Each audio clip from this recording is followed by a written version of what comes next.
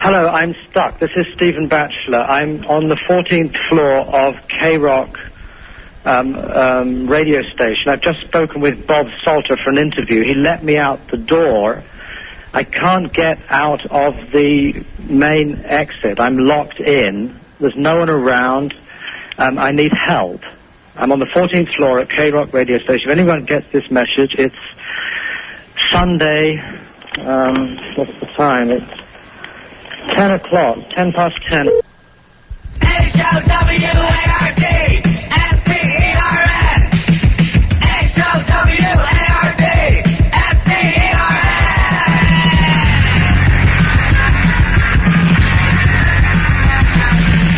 H-O-W-A-R-D, S-T-E-R-N. H-O-W-A-R-D, S-T-E-R-N. Who's the funniest guy in the world? Howard Stern! Who's safe to be on a dollar bill? Howard Stern! Who's to be president of the United States? Howard Stern! And who should have his own TV show? Howard Stern! H-O-W-A-R-D, S-T-E-R-N. H-O-W-A-R-D, S-T-E-R-N. Who's the guy you want your daughter to marry? Howard Stern! And who's the guy you should pay your taxes to? Howard Stern! Who's the guy you should idolize more than God? Howard Stern! Who's the guy most everyone wants to meet? Howard Stern! H-O-W-A-R-D, S-T-E-R-N. H-O-W-A-R-D, S-T-E-R-N. Whose name should you not use in vain? Howard Stern! And who should you write your last will and testament to? Howard Stern! Who's alive at a party even if he's nothing? Howard Stern! And whose face should be plastered all over America? Howard Stern! Whose ideas do other radio stations steal and don't give Howard any credit when he's the one who thought of them in the first place? Howard Stern! H-O-W-A-R-D, S-T-E-R-N. H-O-W-A-R-D, S-T-E-R-N. Howard Stern, Howard Stern, Howard Stern, Howard Stern. What's David Stern with the liberty and justice for all? This planet needs more and more people like our next guest. In simple terms, he's USA's most popular DJ, which makes him the world's most popular DJ. But these days, he no longer plays records, they got in the way. All he does now is talk. His radio show, his books, his TV, and now his film have brought so much outrage to polite society that it's brought it to its knees, in fact. To its knees. Quotes like this. The papers have said, "Forget Stern, he's a real obscenity." And now, $1.7 million to end Howard Stern indecency case. And then, warrant is issued for Howard Stern.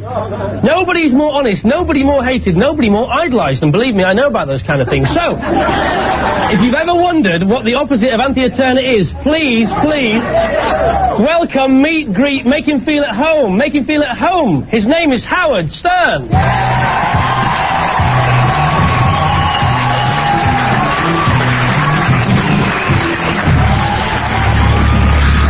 Right here doing the radio show. Yeah, baby. Good morning, everybody. Dig down on politics. Yeah, baby.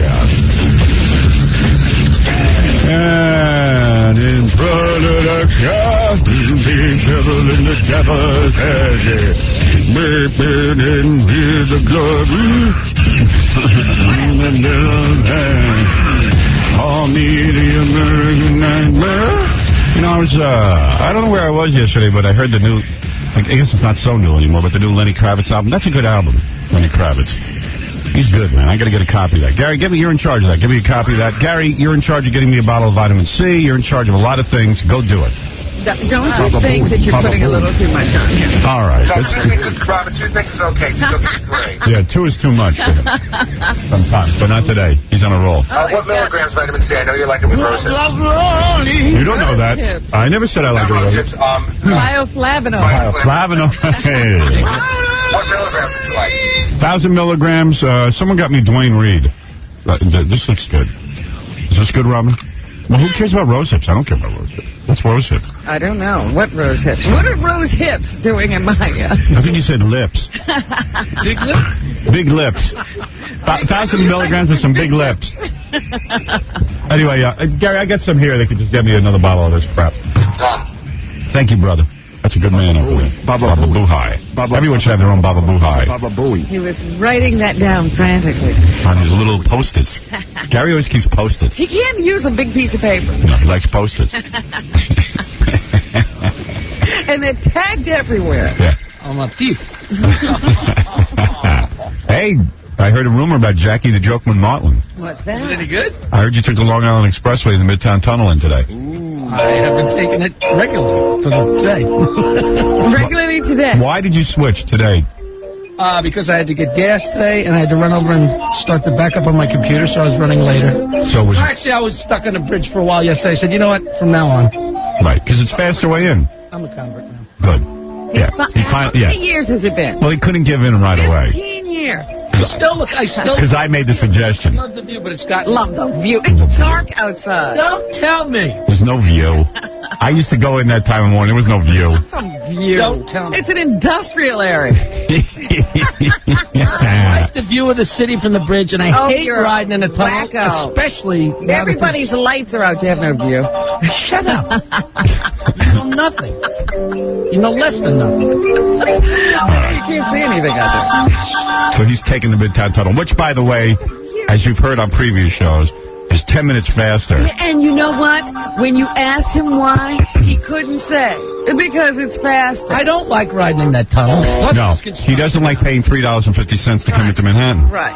He had to, well, I had to do this and I had to do that and I was running to... They don't have gas stations on the route that you normally take. They don't have anything on that. Listen. Including a view. And did you see how early he was here today? He's all relaxed. That's right. And he had time to get gas. Running Walked in with through the 5 door. seconds before we Okay, started. whatever. Just full of crap. Okay.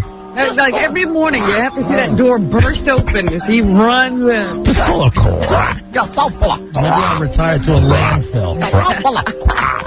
All right. So anyway, the point is, landfill. What are you talking about? Jackie would not Go take. there, babe. Jackie wouldn't take the Midtown Tunnel, and now he will. Yes, I'm a convert. You got to be. He didn't take it because it was $3.50, and now he's paying the My $3.50. bank account and I said, God damn it. Why not live it up? I could do this. All right, we got a big show for you today. We're going to be back right after these words. You know the usual drill. It's going to be big. Oh, there are lots of healthy things we can do with our hands. Sure. Come on, Mr. McKeely. Can you pound? Yeah. Ooh, other things we can think of doing with our hands. Some healthy things. Probably come to, well, one thing is cleaning up. After we've played with something. Howard Stern Show.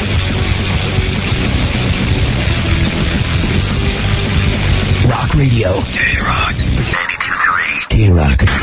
Howard Stern. Hello, Melanie.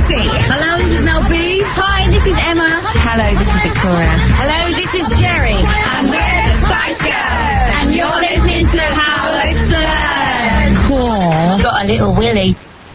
Got a little welly, Goofy. Got a little welly.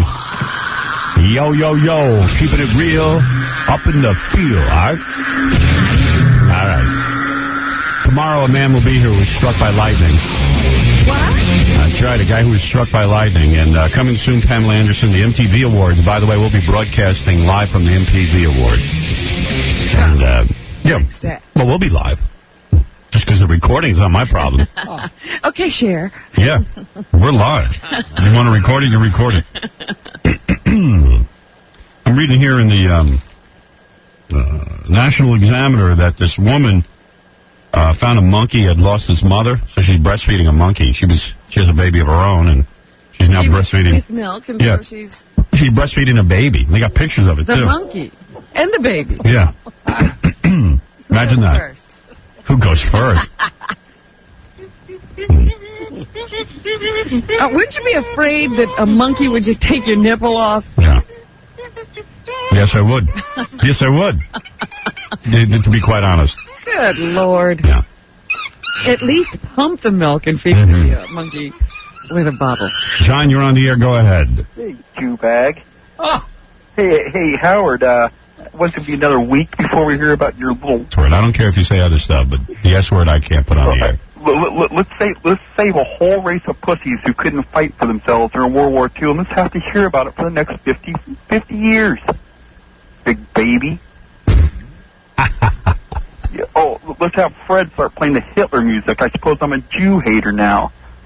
Well, that would put you as a Jew hater, yeah. I don't hate Jews, but I'm sick and tired of listening from you. Hey, Howard, why don't you let me buy you a ticket to Poland? A one-way ticket. All Polish people are bad?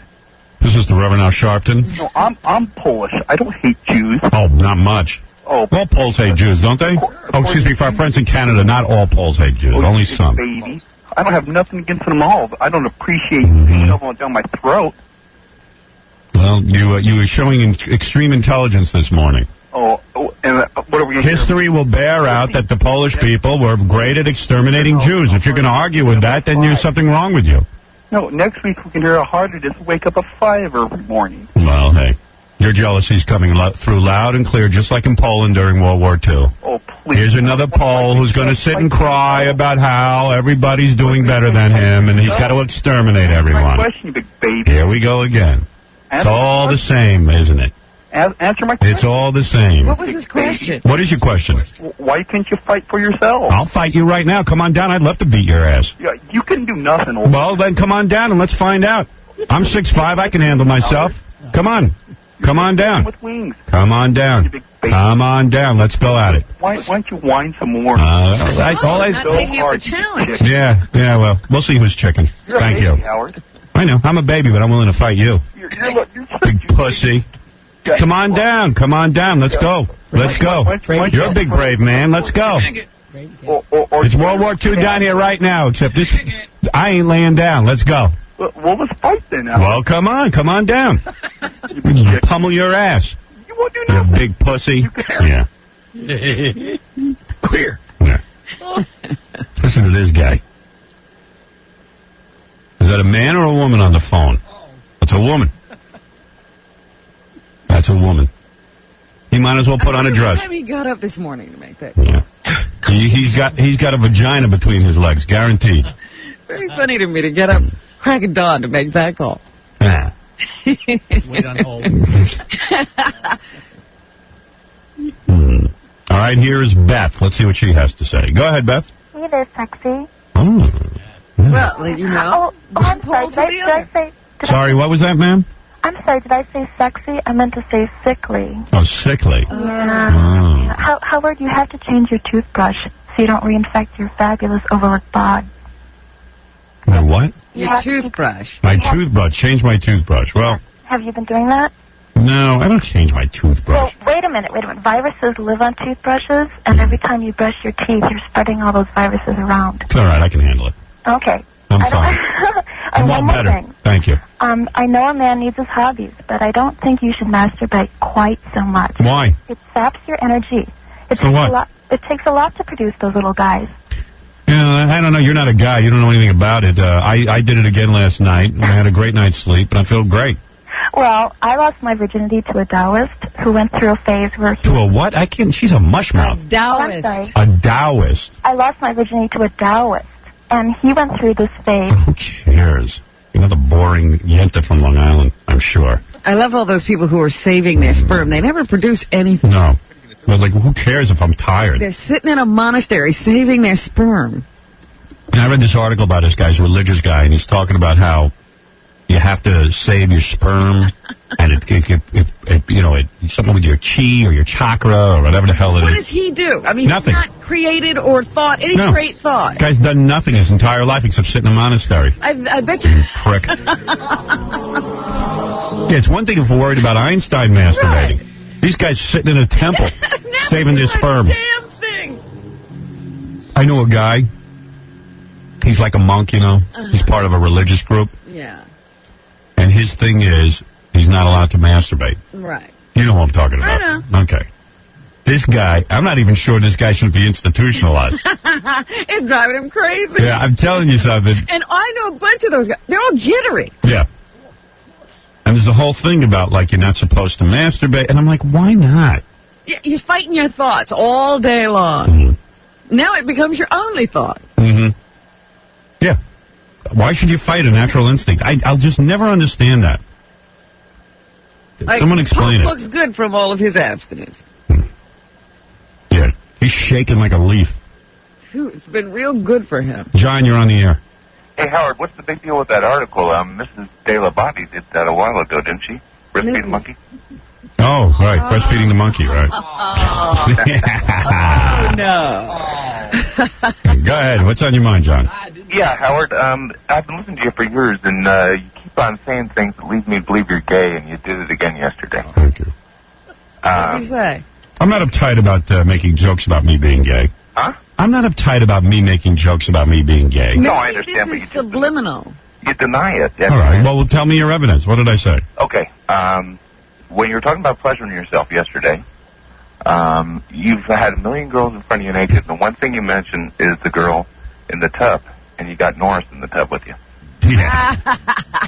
I'll tell you one thing, man, and this is the truth. I don't even think I remember noticing Fred in that tub. Well, I can understand where you're coming from, but Fred was a non-issue. Fred sat there the whole time while I just kind of flirted with that girl. You two were playing tiddlywinks. All right, there you go. Am I right, Fred, or what? Absolutely. I felt like a third wheel. Yeah, Fred was definitely odd man out on that one. I was just pruning up. Yeah, in fact, we shot the night before in a limousine. You know, we were doing that scene where I come out. Come out of the movie or whatever? Yeah, and Fred was in there. Fred might as well not have been in there. Would you put a hot chick in the car with me and Fred? I ain't noticing Fred. I'm so not gay. Hey, Howard, one other thing, though. How about while I was shooting that bathtub scene, I had to go up to my room in between takes and pleasure myself because it was ridiculous. Was that for Fred or her? I was really aroused. Yeah, for Fred. I was really aroused. I really was, man. It was killing me. A whole day in a tub with that chick. Did you see the body on her? Oh. Hey, Howard, one other thing, though. And Fred's body was very good, too. Swimmer's body.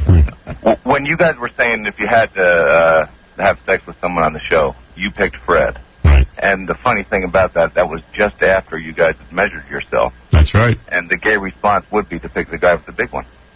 Fred has a big one, and he's very attractive. He has a nice body. Although Jackie can be very loving. All right, buddy. You always say you think Jackie would be good in bed. Yes, I do. I don't understand that. I think he can really flip me around and give me a good time. I'm a spinner. Well, there you go, sir. More evidence that I'm gay. Thank you. Howard, take that to your shrink and mention those things and see what he tells you. You're going to waste time with him. Yeah, I'll waste time with your thoughts. Why don't you take that to your shrink? Thank you. You're having thoughts about me being gay. He's taking notes. That's right. It's very important for him to confirm that you're gay, too. Hi, Andy. You're on the air. Hi, Howard. How are you? Okay.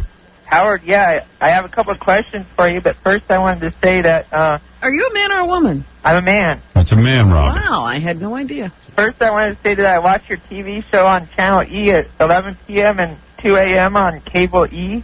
All right. Channel E on Cable E. Isn't that convenient? All right, go ahead. And, what was I going to say? Are you slow? I was going to say I watched Private Parts over the weekend. On USA Network? Yeah. Let's just stop for a second. What do you do for a living? What do I do? I'm mentally ill, and I like to be a guest. Oh. You can see I'm slow. mentally ill, and I take medication. Right. Well, what can I do for you, Andy? What can I do for you? You know the movie Private Parts? How come you shaved your mustache? Well, that's an excellent question, Andy.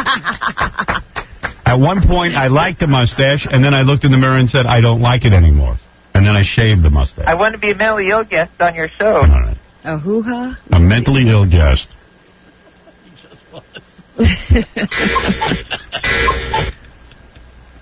Yeah. That's an occupation now, mentally ill. Neil, you're on the air. How you doing, Howard? Hey, man. First of all, what the hell is wrong with all these callers? They got some major problems. But second of all, I have some decent news to tell you. Yes. About marijuana.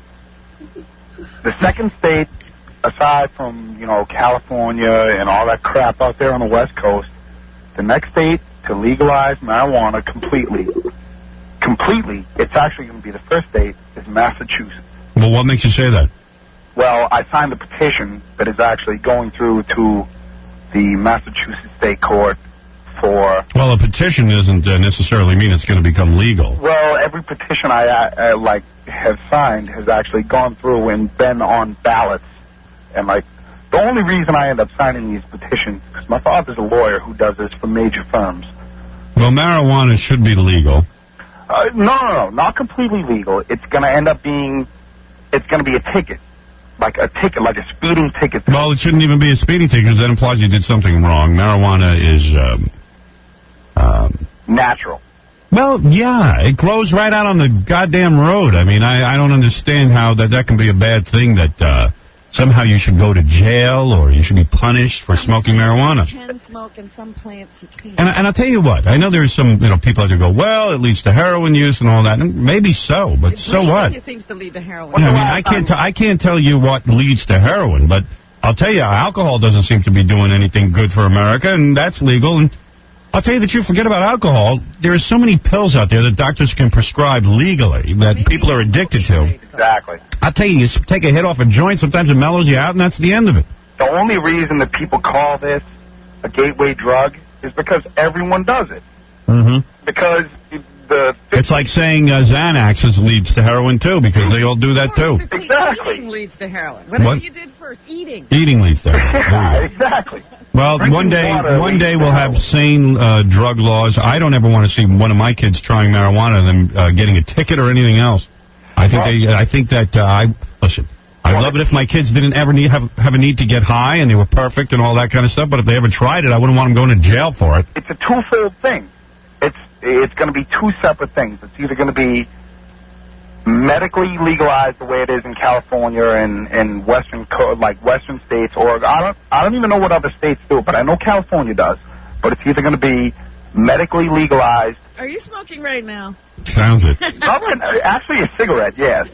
I just finished. I'm done now, but I just... All right, well, okay, we got his point. I'm not going to listen to this all morning. You're going to repeat it 50 times. Dave, you're on the air. Hey, Howard, how you doing today? All right.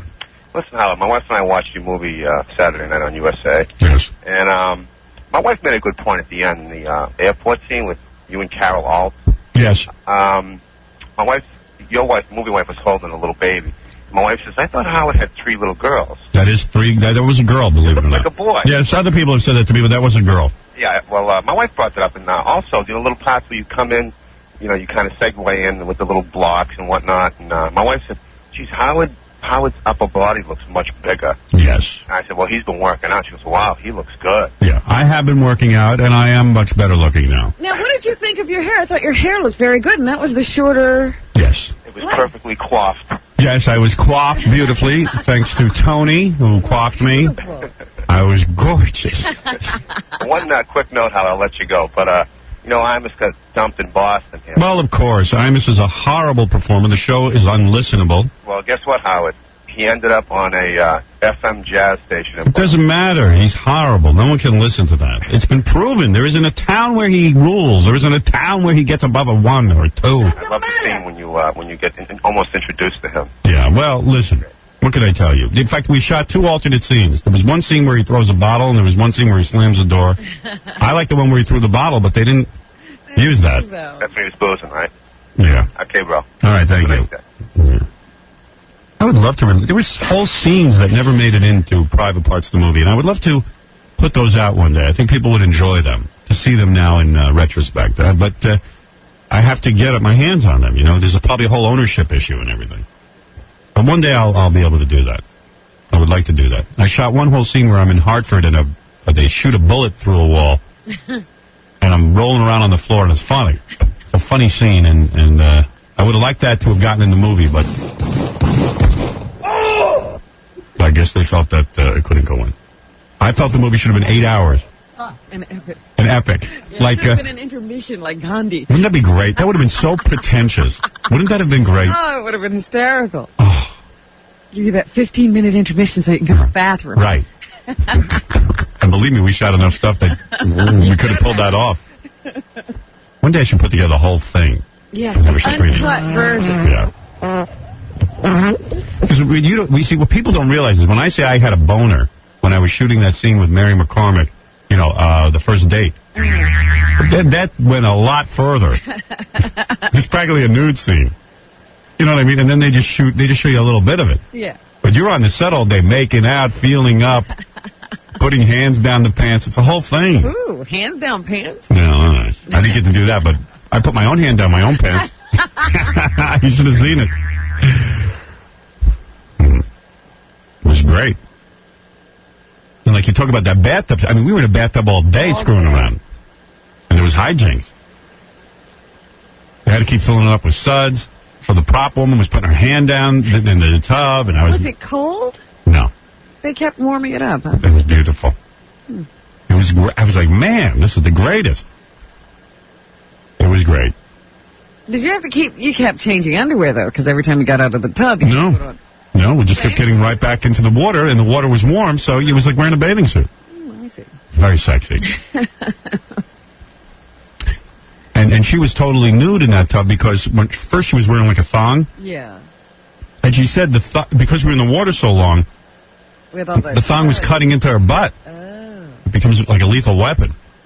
So this is a God's honest truth. I don't know if you remember. And then she took off her thong. She was naked. What was Fred wearing? Fred was naked, too. Fred was wearing boxer shorts. Yeah. I wanted to put those underwear in Planet Hollywood, but I can't find them. Oh, man. And I had a real erection.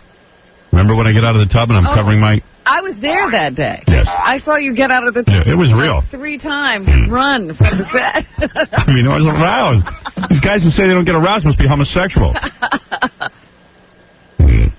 Hi, Tom. You're on the air. Howard. Hey, bro. Hey, why do you think that Polish people don't like Jewish? No, I didn't say Polish people don't like Jewish people. I said during World War II, the Poles killed a lot of Jews. It's that guy had a problem with it. Well, I said I'm not going to revise history. I mean, anybody who read a book called The Wall. It's in Poland they had the Warsaw Ghetto and.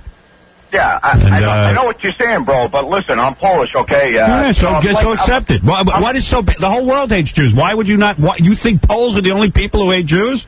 No, I don't think that. I mean, I know where you're coming from, brother. But what I'm saying is this, okay? If you had a gun to your head, okay, you got a freaking wall of Nazis coming across your border and sticking a gun to your head and said, kill the Jews. No.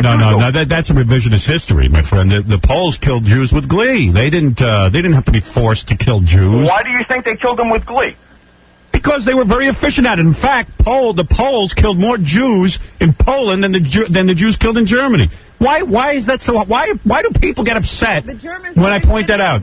They're Jews to Poland. They did. So well. The Germans would get the Jews on a train and send them to Poland. Listen. Poland has never been known for a great economic output. They found something they were good at. You think killing people. Well, yes. That's what it was, huh? Excuse me? I mean, do I think that's what it was? Yes. After reading about 9 billion history books and talking to people who served in World War II, I would have to say, yes, that is what it was. Oh, my dad was in a concentration camp. He wasn't Jewish. Well, was he? There was something wrong with him then. No. What happened was he got sent to a slave labor camp. They picked out 350 guys. 250 of them were Jews, and 100 of them were Gentiles. All right, so you're the one Gentile who went to a concentration camp. But I'm saying that in general, in Poland, they were very efficient at killing Jews. What is so terrible about saying that? Why can't people face it? It's the truth. It's just a true statement. No one wants to hear anything. I guess, but, no. How can you argue with that? It's a known fact. No, but still, Howard. The Poles weren't under any order to kill Jews efficiently and quickly. You didn't answer my question, though. If you had a gun to your head, you'd kill a Jew, too, even if you didn't... Of course I would, but that wasn't the issue in Poland. It wasn't that they had a gun in their hands. They didn't have to kill Jews. No one was forcing them to. If you had a gun to your head, you'd kill it. Who said they had a gun to their head? Who said they had a gun to their head? They did it willingly. You think so? The Polish police would pull Jews out of the house in the middle of the night. No Germans were forcing them to do it. No. Poland invaded Germany in 1939, right? No, Poland never invaded Germany. Yeah. I mean, Germany invaded Poland, right? Germany invaded Poland, that's correct. That's right. So... But nobody told the Poles to kill Jews. They did it willingly. No. What we're saying here is, you could have been a little slower about finding the Jews. You were incredibly efficient. Could have broken. Yeah, I mean, the Germans didn't exactly have all the free time in the world to sit there and watch Poland kill Jews. They were busy fighting a war. The Poles took up the cause with glee. I didn't see any Poles protecting Jews. I didn't see any Poles putting up a struggle not to kill any Jews. They did it quickly. I told you they were the most efficient at it. What about the Pope? I mean, I don't know what you think about the Pope. What do you think? I never think about the Pope. I never spend a day thinking about the Pope. The Pope to me is just a guy. I don't care. I don't buy into any religion and their religious silly figures. But now he condemns the killing of the Jews in Poland. Well, listen. Now it's safe. During World War II, where was the Pope? He was acting. No, he was fighting the underground. No, well, my point is that the Pope at the time would never say a word. It's easy to say something now. Yeah. And gee whiz. Yeah, well... listen, I'm a half Jew, but the half of me that's Jewish... I think you're a full Jew. No, I'm half. But I don't hold that against you. In fact, my Italian relatives are coming in. You're funny. I think you're the best. I don't hold it against you. Thank you. There is. All right, goodbye. Your Italian relatives are coming? My Italian relatives... Thank you for all the entertainment. You're welcome. Don't get uptight. It's part of your heritage, and that's all there is to it. Yeah, but the Polish people love the Jews. Right. Okay. Anyway, so, listen. Even the Germans will argue with you. Right. No, we were forced to. We had a gun to our head. Yeah, my Italian relatives are coming in, because everyone says to me, where are your Italian relatives? You have your Italian relatives. They're coming in. Now, are these from the old country, or? Oh, some are from the old. My aunt is from the old country, sure. She's Sicilian. She's got a mustache. Wait till you see this, so broad. she's authentic. Oh, yeah. My Aunt Sabiana. One meatball. This Aunt of mine, she can make a pizza with one hand. Wait till you see her. Aunt Sabiana. Oh, la la la la la la la la la. A meatball. A meatball. Jack off, jack off. Blah, blah, blah, blah.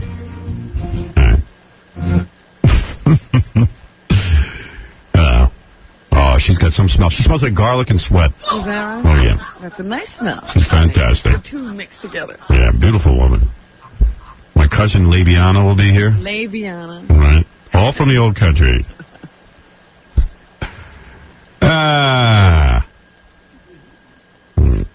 Yes. Tommy, you're on the air. Hey, how you doing, stupid? Listen to me. You had better remember where your bread is buttered. A vein here. Sorry, Tommy. Listen to me. You forgot where your bread is buttered. 3 weeks ago or 4 weeks ago, you came in on Tuesday crying, you're sick, I don't feel good, Robin, I can't go on. What did you do? You went home and you went to Los Angeles. Do you think that was really necessary? No, that is not what I did. I went home, I got better, and I came back. No, you didn't get better. I came back to work, and I worked for a week, and then I had my scheduled vacation. I went to Los Angeles. What do you want? Am I spend the rest of my life here in a box? You were sick. When you were there working, you were still sick. So what? Well, so what? Then the next week you went to Los Angeles. Yeah, so? Yes, so? What if you came... What, am I going to stop my life? I have business commitments out there. No, the radio show is your business commitment. Without the radio... This guy sounds like my mother. He's your dad. My dad. You need to be here for your radio show. That is where your bread is buttered. Get out of here, you maniac. And what do you do? Maniac. I'm the only guy in the world. Everybody sits and watches what I do. Worried about me. I've never seen anything like it. I can't live my life. I don't want to be so confined. I want to live it up a little before I die. No. You better be home resting. You better be home resting. Sounds like my mother. All right, listen, we got to take a break. There's a lot of people who want to speak to us this morning. Got a ton of stuff to get to. I got to play a bunch of tapes. We have a whole bunch of bits and everything we want to play, but I got to get to it all. Very difficult. So much to talk about in so little time. Only 4 hours a day. Hello, I'm William Shatner, and now from the top of the Howard Stern building, it's the one man who I know loves me because he's had a love that can't be named for me. It's Howard Stern. He's the hottest star right now, William Shatner. Everyone's talking about it. Can't get away from it. Right.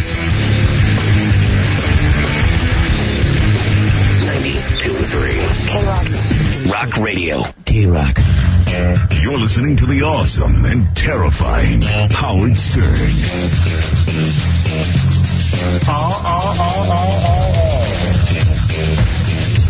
Yeah, baby. You know, I was just on the, I was just talking to Jackie in the commercial. It's so funny because his wife is always out recording. She's always at a recording session. It's a very, because I spent some time with Jackie and his wife Nancy, beautiful wife Nancy, over the weekend. And I got to tell you, it's always, because it's like, you're there and you feel like they're a show business family, but they're not.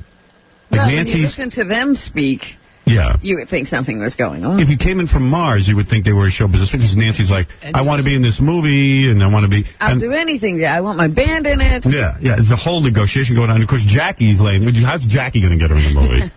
and then she's out every night. Jackie was eating alone last night because his wife's out recording Right. the CD.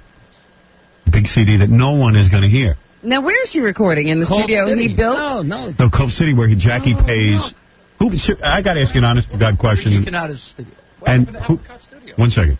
No, that's not a professional studio. She has to be in a professional studio. But he built that for her so she could work. That's so they can rehearse and master certain things. I see. Right. But when she goes to cut the album, she has to go to a professional studio. There you go. Can I ask you a question? How many members are in her band? Depending how you count them, like 4 or 5 guys. Depending how you count them. What is he talking Well, about? some are part-time members, perhaps. There's a drummer who's now their producer, right? But he's not like a full-time member of the band. And, you know, they have a guitar player that comes in. All right, so there's 4 or 5 guys. Who, and answer honestly. Me. You pay for the studio time. Nancy and I. Nancy and you pay for the studio time. No, him. Right. What is this Nancy and I? Nancy has no money. Nancy works for him. Nancy and Right. So in other words, the money you make, and of course the money that you pay Nancy out of the money you make, you take Wife that. and I are a team, yes. We are. Right, you're a team. Keep saying that. Well, He's you so better funny. too. Right. So funny. So you're paying for this recording studio time. Yes. And can I ask you something? I mean, I know Richie's studio. It ain't cheap. It is not cheap. How much is it an hour? We're not paying... Full rate. He gets a good rate. Well, Nancy's known Richie. even Richie Canada feels bad for I know. He Jackie. says, well, I can't gouge the guy. Yeah, I mean, these songs are never going to make any return. He sent me over some food. What do you pay an hour for a time over there? You know, Well, give me a ballpark. I don't even know because... It would kill him to look. Yeah. And how many hours? You don't want to know. She just says carte blanche. I just want her to get... I mean, your albums I understand because you could sell them here on the show, but she goes and records these albums and spends hours on end like the Beatles did. Second CD she's worked on. Right. It's good, and it is going to be real good. Wait a minute. Hold it. She did another one at Cove Studio. Yeah. No. No, she didn't do another one. All I can tell you is I've recorded at Cove Studios. I know. You spend a couple hours there, they could charge you a bunch of money. Mm-hmm.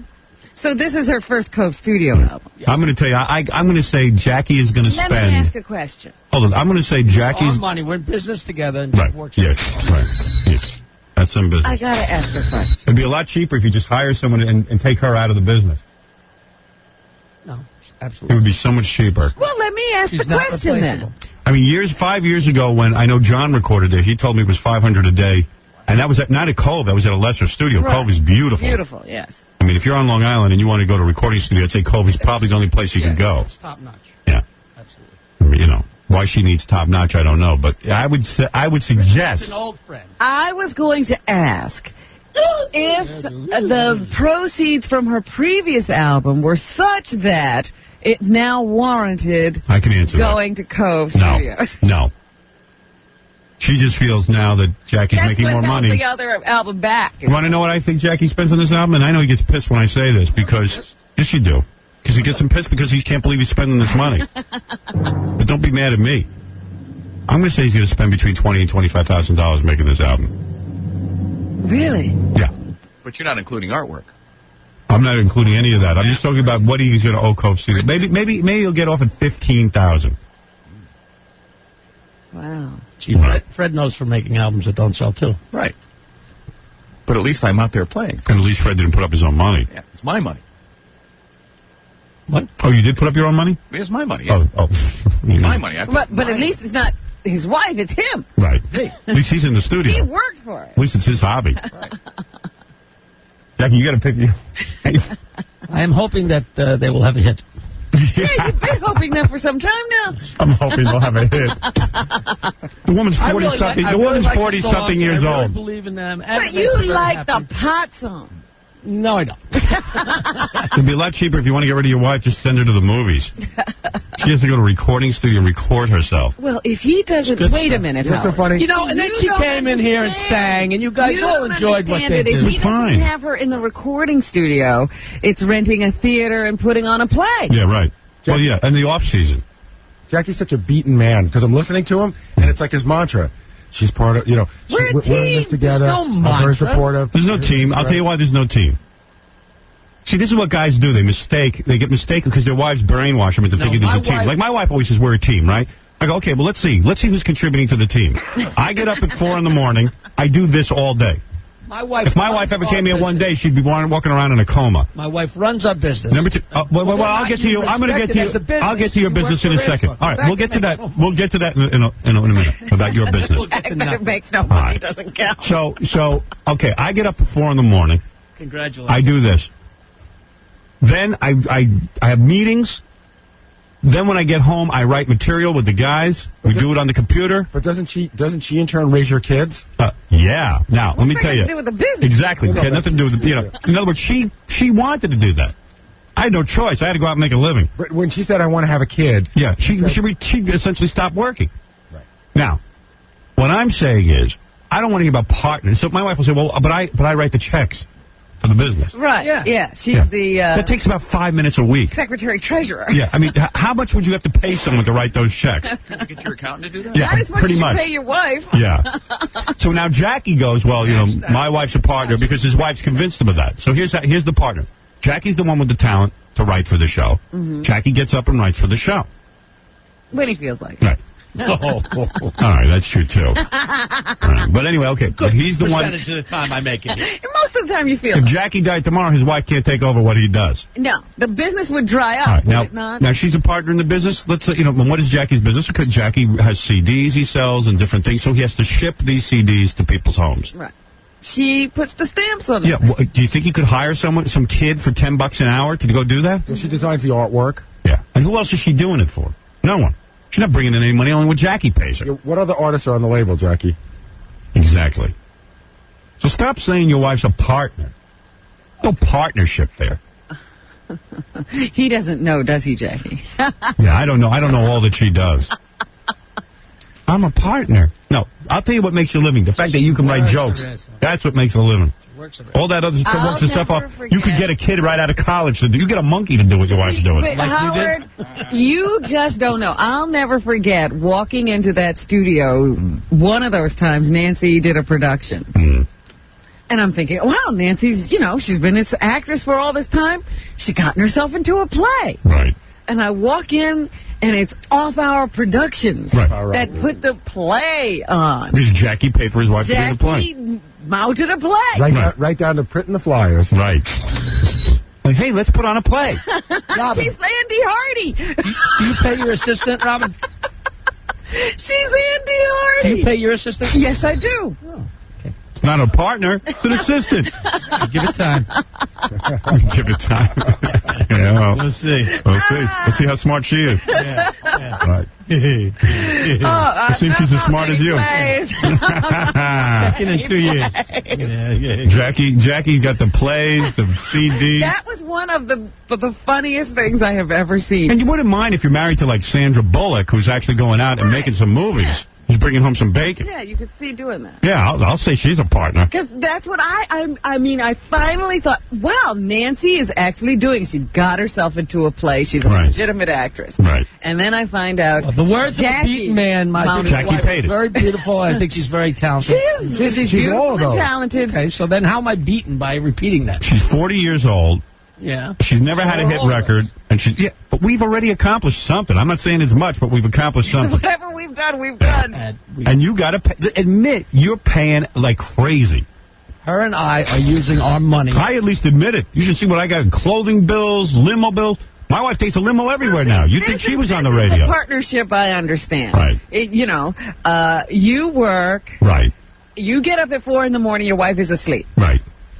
You're here at 8 o'clock in the morning. You're on the air. She gets up and, she'll see the kids off to school. No, Robin, yeah. And by the way, there's a housekeeper there to see the kids off to school, not my wife. Well, she can if she wants to. Right. Oh, by the way, sometimes they do have to go for nails and hair. Well, wait a minute. All right, so I shouldn't say there isn't stuff to do. Then at 10 o'clock, let's say, you're just, you're finishing up the show. Right. She's playing tennis. Well, that's true. Howard, can I tell you a funny story? You tell me how there's a partnership. I mean, I don't get. I mean, fine. I understand Nancy that. and I have been together for 20 years. She supported my career, has been behind me the entire time. So what? Her time. My wife was behind. My wife was behind me too. No problem with that. Your wife is spending why does she have to go to Cove Studios? Why doesn't she cut some demos right at the studio you built her and send it to a record company? It sounds better. It is better. Wait, can I say something? No, can I just say something? No, you can't. Why doesn't she get? If she's so talented, why wouldn't a record? Most artists have a record company that will pay for the record. Even Stuttering John, had a record company. We do not have a record deal. We're doing it ourselves. Well, that's what I'm saying. So what do you think? You think she needs to be at Cove Studios? The other line of brainwashing, like she put her career on hold to get Jackie into the position he's in. She didn't put her career on hold. She put everything into Jackie. We put every nickel that we made back into my career for a long time. That's right. She put everything into Jackie. She put everything you made back into Jackie.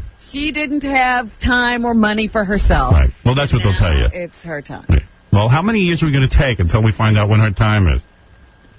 Doesn't matter. I got to unbrainwash this guy. You can't. No. She's worked on him. She worked him good. She's good. Yeah. She's good. Listen to this guy. Just send your family to Europe. I do that. Believe me, I spend more money on my family than you have to. Well, I was going to tell you, Howard. Trust me. One day I was driving home, going down 56th Street, and I'm at a red light. I see Town Car Jack leaning against the car. Right. Jack, how you doing? What are you doing here? Oh, Allison's getting a haircut. Yeah. Oh, please, you want to know what the guy charges for the hair? Couple of $100, then the town car is another couple of $100. I'm a sucker. But that's the partnership. Yeah, that's the partnership.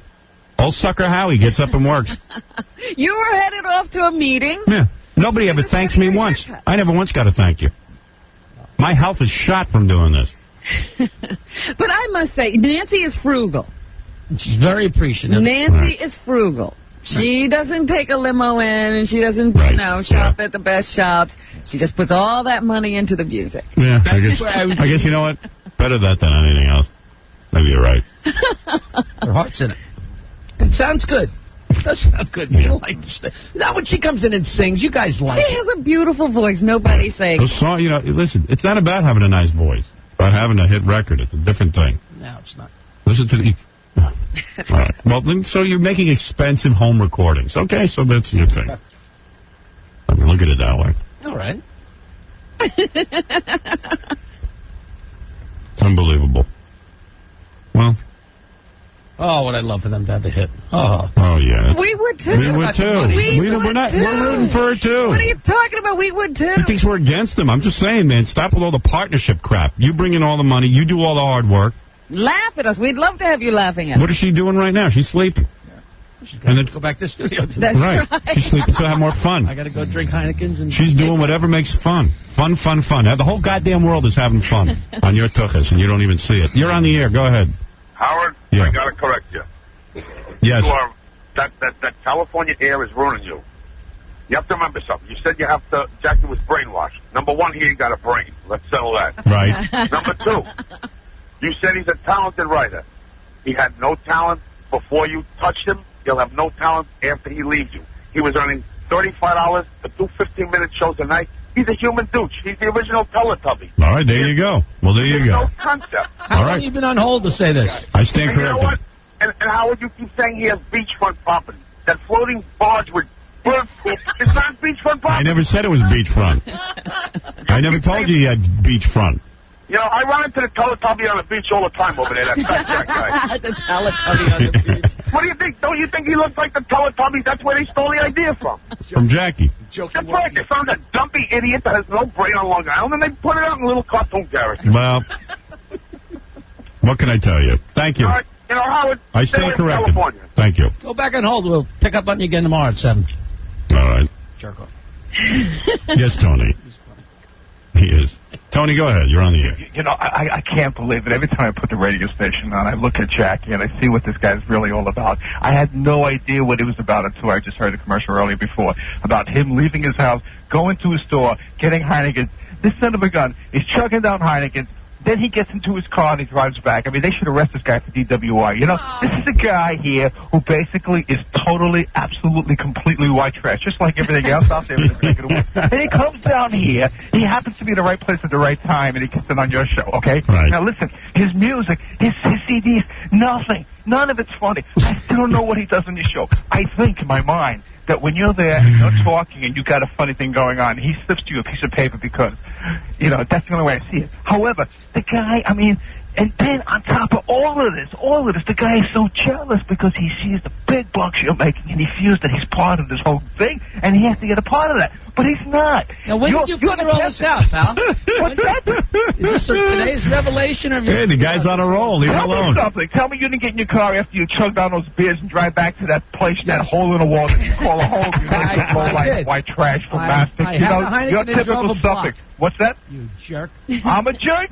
You look like an alcoholic. You're going to die an alcoholic. I mean, look at you. You're short, your skin's turning yellow. I mean, look at the ponytail you got. You know what I'm I saying? will live to pee on your grave, man. I'm serious. All right. Enough of that. I hear that all day. That sounds like one of our meetings.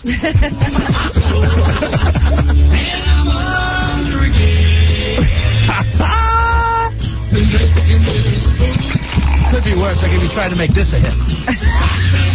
Yeah, I think we exhausted all avenues on this one. Yeah, at least he's not in the studio anymore. Playing the old version. He's trying to hurt me. Chris, you're on the air. Yeah, Howard.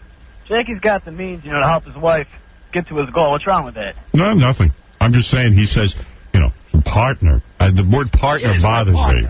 I know. We know all about For it. your wife to go to school? Who? You. Yeah, oh, please. I pay through the nose. Don't even ask. Well, she couldn't get to the career she was without the money you're making. Oh, please. That's what I'm saying, though. But I'm the one making it. She could have married a garbage man. Thank you. All right. Outrageous.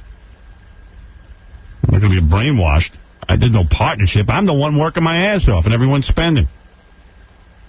Come on. Let's be real. Jackie with that partnership routine. It killed me. She was there behind me every step. Yeah, she should have been behind a garbage man. She could have been. Right. Hey, so you got to hear this. My career. All right, enough with Jackie because he makes me mental.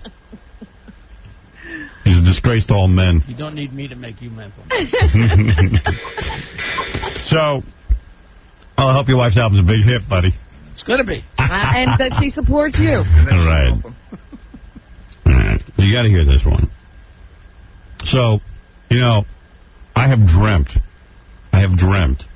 of receiving some sort of Lifetime Achievement Award for what I've done. Uh-huh.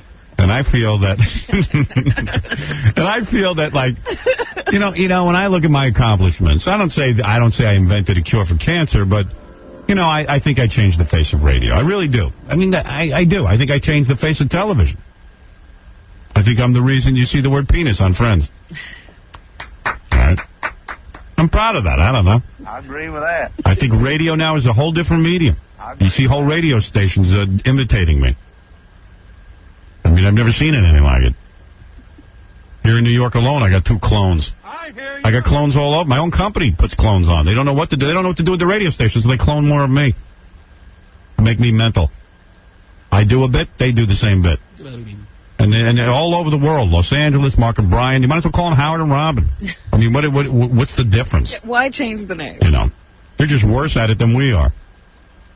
So I feel I've changed some things and made some things happen. I'll never get any credit for it. So I got the following letter in the mail. It says, Dear Howard, I am pleased to inform you that you have been selected to receive AVN Special Achievement Award, our highest honor. And I'm saying, AVN. AVN. Finally, AVN. I realize it's Adult Video News. Yeah, it's a porno convention. Right, it's that Paul, what's his name? Paul Fishbein. Yeah. Yeah. That kid who had a little paperback magazine he put out. These are the people who give an award for best anal sex scene. Right, best penetration. So then I got I'm getting a Special Achievement Award, but it's for, Adult Video News. It's one you don't even want to go pick up. Yeah. It's our highest honor at the 2000 AVN Award Show. The ceremony will take place on January 8th, the year 2000, at the New Venetian Hotel and Casino in Las Vegas during the annual awards event. The Special Achievement Award is very unique and has been given to different individuals every year. That award show is like an orgy. Yeah. People who fought to defend the First Amendment and went on trial on federal obscenity charges have been honored. The past 2 years, Larry Flint and Al Goldstein have been honored as publishing pioneers who took hundreds of arrests in the name of free Look at the speech. steps you're following. Right. So it goes on to talk about how in the 80s, the Reagan administration did a witch hunt and pornography and battles with the FCC and me. The AVN Award Show, despite media coverage in recent years, is an industry-only trade event, not open to the public. We expect 3,000 attendees, people who specialize in anal sex. Yeah. And gangbang. Yeah. It'll be like, in a minute, ladies and gentlemen, welcome to the AVN Awards. In a minute, we'll be giving our award for Best Adult Gangbang. Nominees are Houston, Jada, whatever the hell her name was. Jasmine. And that black chick. Spontaneous combustion. But first, we'd like to give an honorary award to Howard Stern. It's not exactly Irving Goldberg. And to present the award is the girl who banged 500 guys in an hour. Ladies and gentlemen, Houston. Wearing a thong.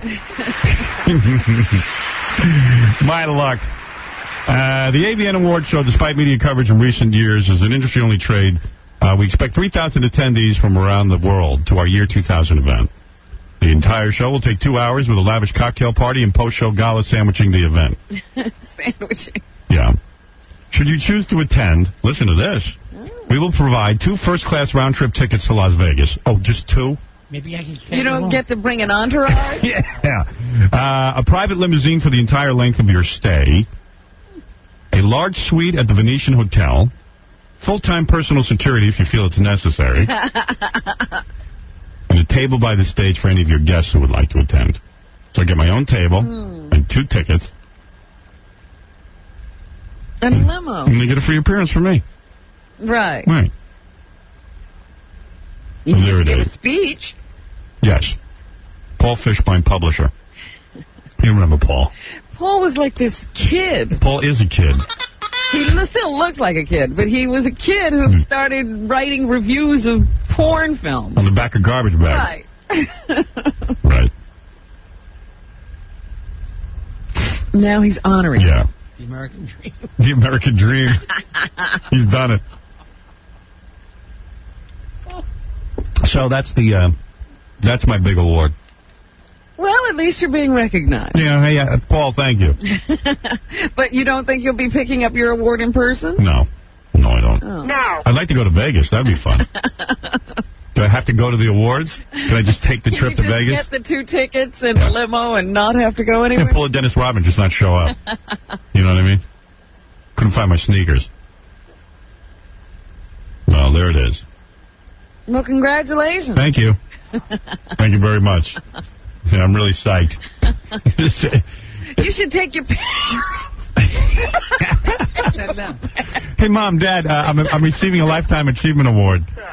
Yeah. They'd I be want thrilled. you to be there. Hi, this is Carol and Tommy Lee, and you're listening to the man that we listen to when we're having mad, passionate, heavy sex. Howard Stern. Not because we find him sensual or sexy, just hearing his voice on the radio makes us last longer in bed. I wonder why that is.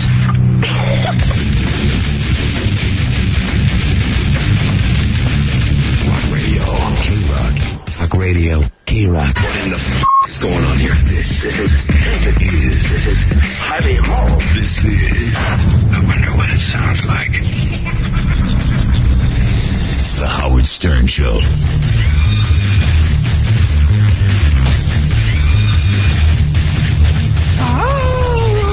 Jackie Penthouse Joke Page Martling is free filthy joke CDs and cassettes are only $12 plus $4 U.S. shipping. Buy 2, get 1 free.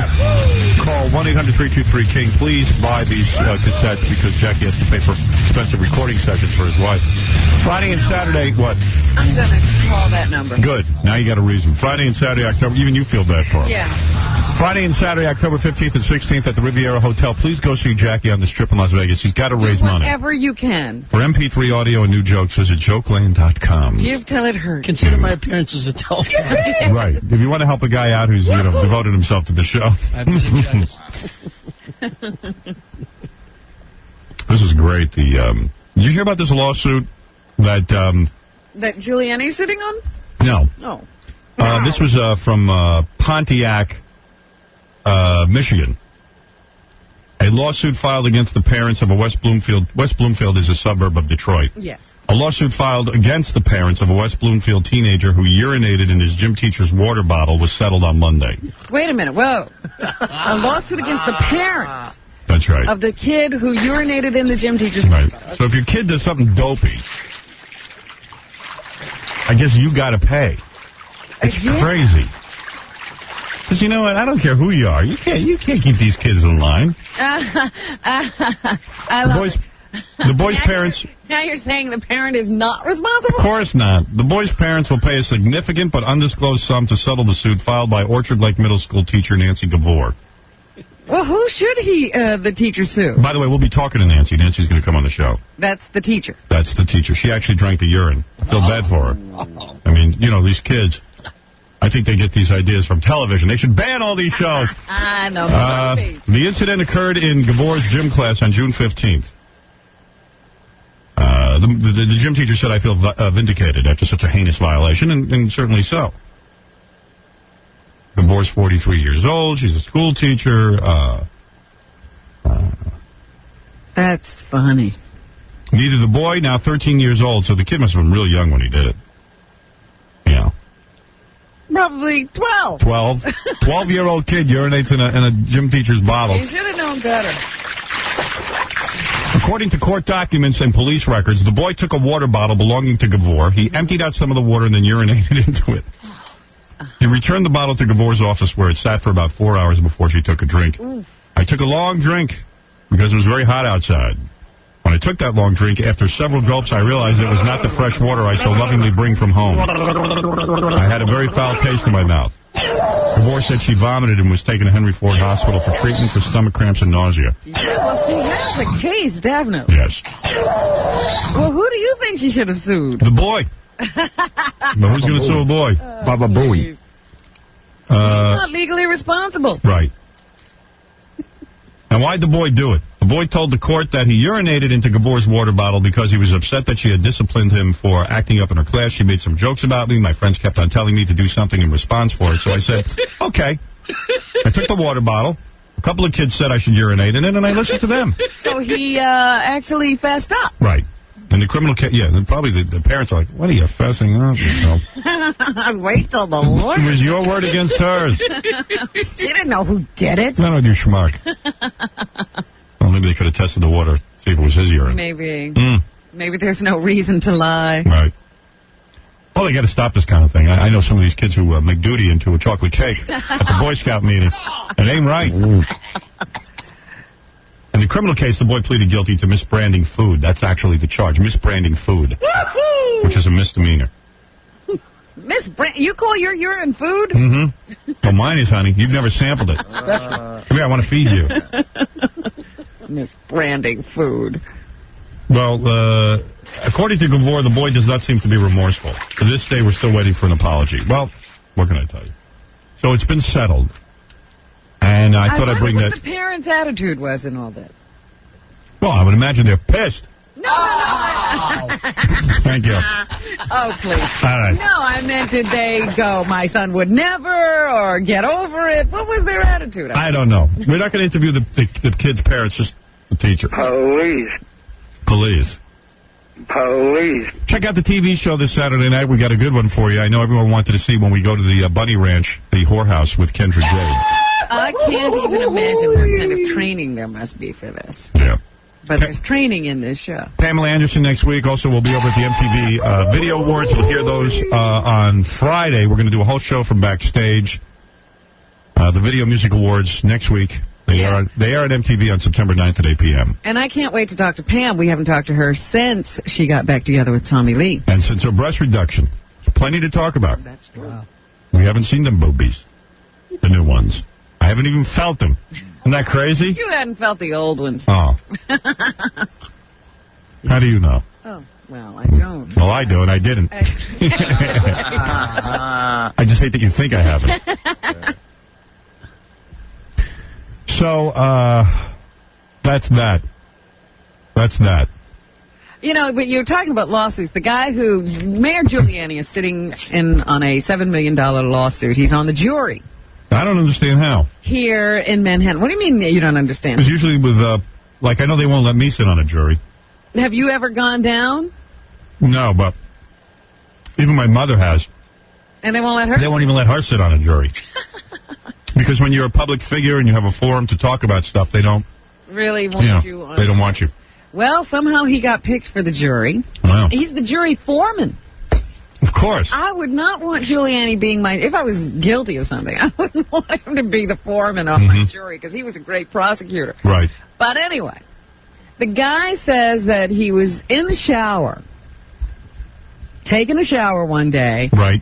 And all of a sudden, the scalding hot water comes out of the shower and burns his chest, his legs, and his genital area, effectively ending his sex life.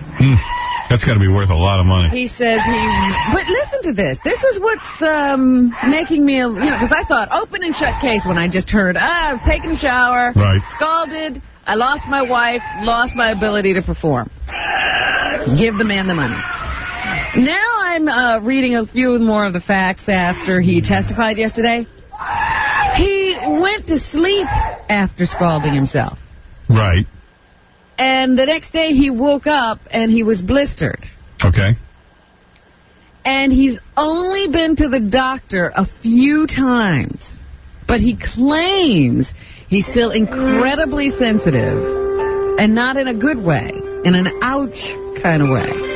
And that he cannot perform. And by the way, who is he blaming for this? The superintendent or the owners of the building, I would imagine. Well, let me ask you something. I mean, could it be a case of where the guy turned the knobs and he just made them too hot? I mean, how is the landlord responsible? The landlord is responsible for maintaining the building and making sure it's safe. There's a level of water temperature you're supposed to maintain. So you check that water before you get into the shower? Well, that's what he's saying. He was in the shower and it was running and everything was fine, and then there all of a sudden burst of scalding water. Oh, I see. So, but it just seems to me that if your genitals were in question, I'd be the doctor that second. That's right. But he claims he didn't go because of embarrassment and humiliation. Something. If all of a sudden the water's hot, the first thing you do is spin around. Right. You don't stand there and go, this is hot, Well, if it's scalding water, though, you're scalded. Yeah, you're scalded, man. Once that water hits your balls. But, not me. I mean, why don't you go to a doctor? Well, like Fred, he's embarrassed to go to a doctor. Seriously, you would not. You know how you were before you got married. You wouldn't even leave the house. No, but for something like that, of course. You would. Yeah. Some people like to go. I'm not going to deal with it. It'll go away. I could buy that. I could buy not going to the doctor. Sure you can. Yeah, not if it was a case of it not working. Right. Well, that's true. Yeah, you would go. Priorities. Run. Hey, you might forget clothing. I heard a rumor that you were on jury duty last week. No, I was going to be on jury duty. My headache prevented me from doing so. Really? Yeah. Thank God for that. I got to go down again and try and postpone. You only. I still haven't done it yet. You got sick leave or something? I was just sick. You're a white guy. You're not supposed to sit on a jury. I know. Imagine Fred. Every jury now is like black and Puerto Rican. A lot of white guys figure. Get out. Everybody's supposed to go now. Who knows? Oh, I don't know. Hey, people keep asking me, what do I think about this Jewish guy getting shot? Yeah, getting shot 12 times. And I have to defend the police on this. This is absurd. Listen to what happened. A Jewish guy who has a history of, I guess, depression or whatever. Mental illness. Takes a hammer. And he charges at a cop. I think he tackled the cop. Well, the cop fell. And, fell. The guy had already been pepper sprayed, and he was still coming. So the cops try to do the right thing. They say, hey, okay, this is a crazy Jew. We'll pepper spray him. They pepper spray this guy. Doesn't stop. Doesn't even stop. When you're crazy, man, it doesn't stop. The guy's hitting the cop with a hammer. Yeah. Could kill him. So what do? It's the same thing they did with the cops when they would say, well, how could you shoot someone 19 times? When you decide to shoot, you shoot to kill. You don't want to get hammered. You ever been hit over the head with a hammer? Because I'm watching the TV reports last night, and the mother, the son, rightly so, she's upset and everything. How could they do this to my son? How could they? I mean, the cops. Listen, let me hit you over the head with the hammer. You tell me how it feels. Let me charge you with the hammer, and you don't know what I'm going to do. Next. And see what you want to have happen. What comes up in your head? Do you want the police? Well, I know a lot of people are saying, well, listen, the Jew, you know, it's not like it was some guy, some street thug, It's, The guy had attacked somebody 2 days before with the hammer. The guy, listen, the cops are absolutely right in what they did. And they were absolutely right when they shot that other guy 27 times or whatever. You empty your gun inside of 2 seconds. You don't ask questions. Right. What the police commissioner is saying is not like the movies. It's not like you're going to shoot the hammer out of somebody's hand and shoot him in the leg. It doesn't work that way. You shoot when you see your officer brother under attack. You save his life. You wound him. And there would have been a dead cop there if they hadn't shot him. My uncle was somebody in the face with the hammer after you shoot. Please, it's an open and shut case. My uncle was a cop. A guy was walking down the street with a hatchet, swinging it. Now, he was swinging into people. He didn't kill anyone yet. My uncle told him he was in the squad car. He was in the driver's seat. He didn't even take his gun out. He said to the guy, drop the hatchet. The guy with the hatchet swung at my uncle's head. He missed. And that was all he had to see. People were in danger on the street. The guy took a swing, didn't chop up anybody. My uncle took out his gun and emptied it. I guess there were... I don't even think he emptied it. I think he did 5 bullets right into the guy. Killed him. And, in every police situation where a cop kills somebody, they got to have an investigation no matter what. Right. And it was, of course, he did the right thing. That's what a cop is trained to do. You see a guy in a threatening position. You don't wait for him to hatchet somebody in the head. And everybody's saying, once again, that Giuliani didn't go to visit. He shouldn't visit anybody. It's not a question of visiting. Right. What is this visiting?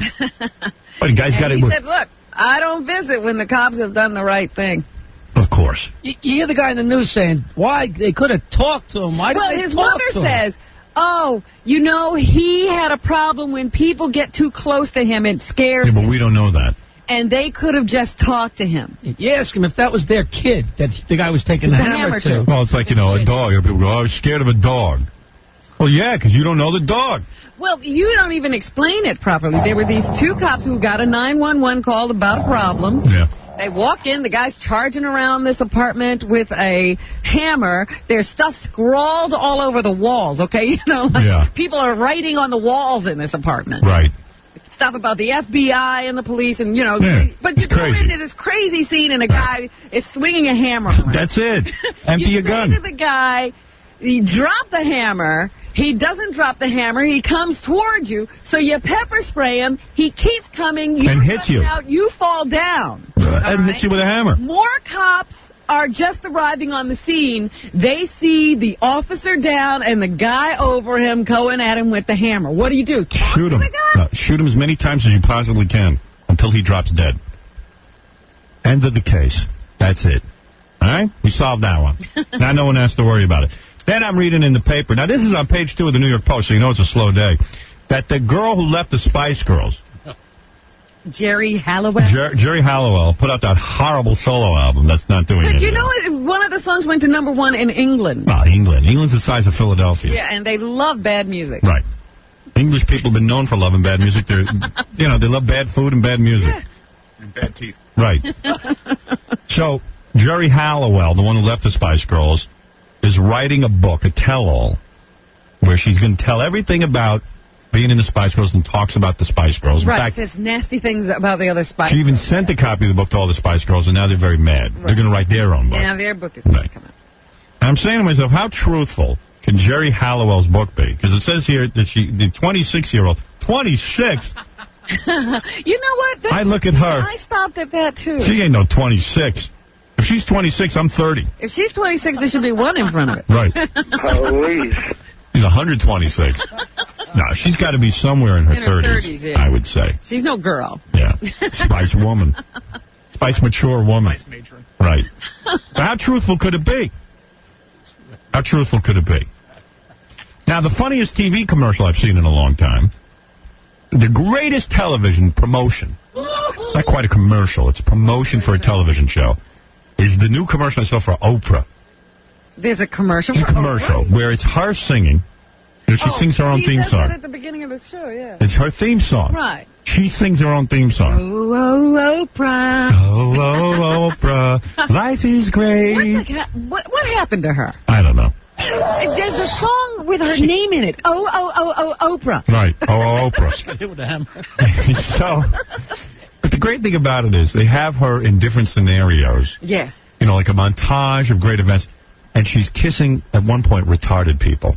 And I said, you know what? I never watched this. Yeah, I am going to make a commercial where I kiss retarded people. You know what I mean? I know if I kiss retarded people, they'll accuse me of rape. Hi, everybody. Yeah, kiss Gary. Gary. What are you doing, man? Oh, baby. Get away from me, Howard. Come here, I want to kiss you. Call 911. But it's so great because it's so self-serving. It's like, you know what? If you kissed retarded people, great. You know, be proud of it and everything. And there's a moment in your life where you try to make these people feel comfortable, or whatever, Down syndrome. But don't put it in your commercial. Yeah, like how self-serving. Yeah. Oprah servicing retarded people. Oh, really? Oprah is with her dogs. She's not with any retarded. Yeah, I mean, I don't know what Oprah's doing, but if you got to put it on TV to prove to everyone how great you are, I know. you're She's self-serving. around with 50 dogs. Is Yeah. what she's doing. Oh, look, I'm making out with a retarded person. It's like retarded children, you know. Like, look how good Oprah is and look how rotten the rest of us are. What do you take us for, a bunch of morons? Right. That's the truth. So if you see this commercial, I don't know when they don't really need to run Oprah commercials. They must do it. Well, yeah, it must be for a promotion of whatever's coming up on the show. That's right. Certainly, I suppose, see it at the beginning of each program. Right. Oh, Oprah. Oh, Oprah. Harrison Ford faced his biggest challenge when he was marooned on a tropical island with Anne Heche in the movie 6 Days, 7 Nights. But now the stakes are even higher as Harrison Ford crash lands on an island with a whole plane load of lesbians. 6 Days, 7 Nights. Co-starring Katie Lang, Ellen DeGeneres, Amanda Bierce, Chastity Bono, Candace Gingrich, and Melissa Etheridge. You gotta get me off this island! My girlfriend is having a baby! Who's mine? Mine too! Get out! I'm too! 6 gays, 7 nights, 6 lesbians, 1 man, $8, 1 box of popcorn. Siskel and Ebert gives 6 gays, 7 nights, 2 thumbs up. Something. Rex Reed says, you've never seen more lesbian thespians. And Trent Lott calls it a sin. 6 gays, 7 nights, with special appearances by the entire LPGA Tour. Going home! Don't miss 6 gays, 7 nights. Rated G. A-Y. Well, Howard Stern, he tells the truth. He don't really discriminate. He just talks the truth. That's all. How about Fred Norris? Fred Norris. He's a boxer, ain't he? No, a football player. Oh, he's all right. Yeah, I like baseball players. Hi, y'all suck, okay? I think y'all really suck. All I did was call and sit online for 45 freaking minutes just to get on the phone to tell Howard I appreciated the show and I felt he was very inspirational. And you know what? The bastard hung up on me. I'm in a freaking wheelchair here, okay? I called up to say nice things, and he hung up on me. Isn't it nice how, like, handicapped people will say to you all the time, you know, I don't want special treatment. They never know how to... It's so hard to know how to treat someone in a wheelchair. Because they're always like, well, you know, I'm in a wheelchair, but I don't want people even looking at me strange, and I don't want them saying they're going to help me or hold the door open for me because they think we're not handy-capable. Then the second they have a problem, they whip out the wheelchair. I'm in a frickin' wheelchair here. Get ready for the CD of a lifetime. Just in time for the Lent season, Pope John Paul II brings you his greatest hits.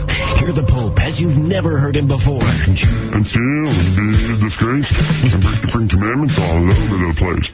Commercial green Buddha, he's round and fat. Oh, baby, lay off my hat. No, don't you with my big dumb hat. Let His Holiness whisk you away on a spiritual retreat with his angelic voice and timeless wisdom. Jesus loves you, yeah, yeah, yeah. Jesus loves you, yeah, yeah, yeah. Jesus loves you, yeah, yeah, yeah. And listen to the spiritual father rock the holy house down. These knees were made for kneeling, and that's just what they'll do.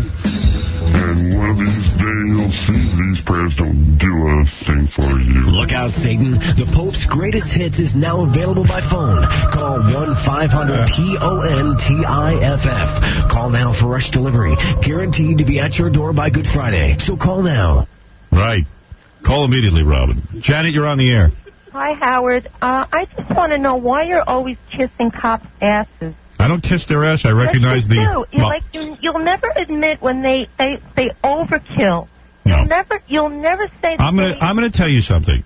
I resent you saying that I kiss a cop's ass.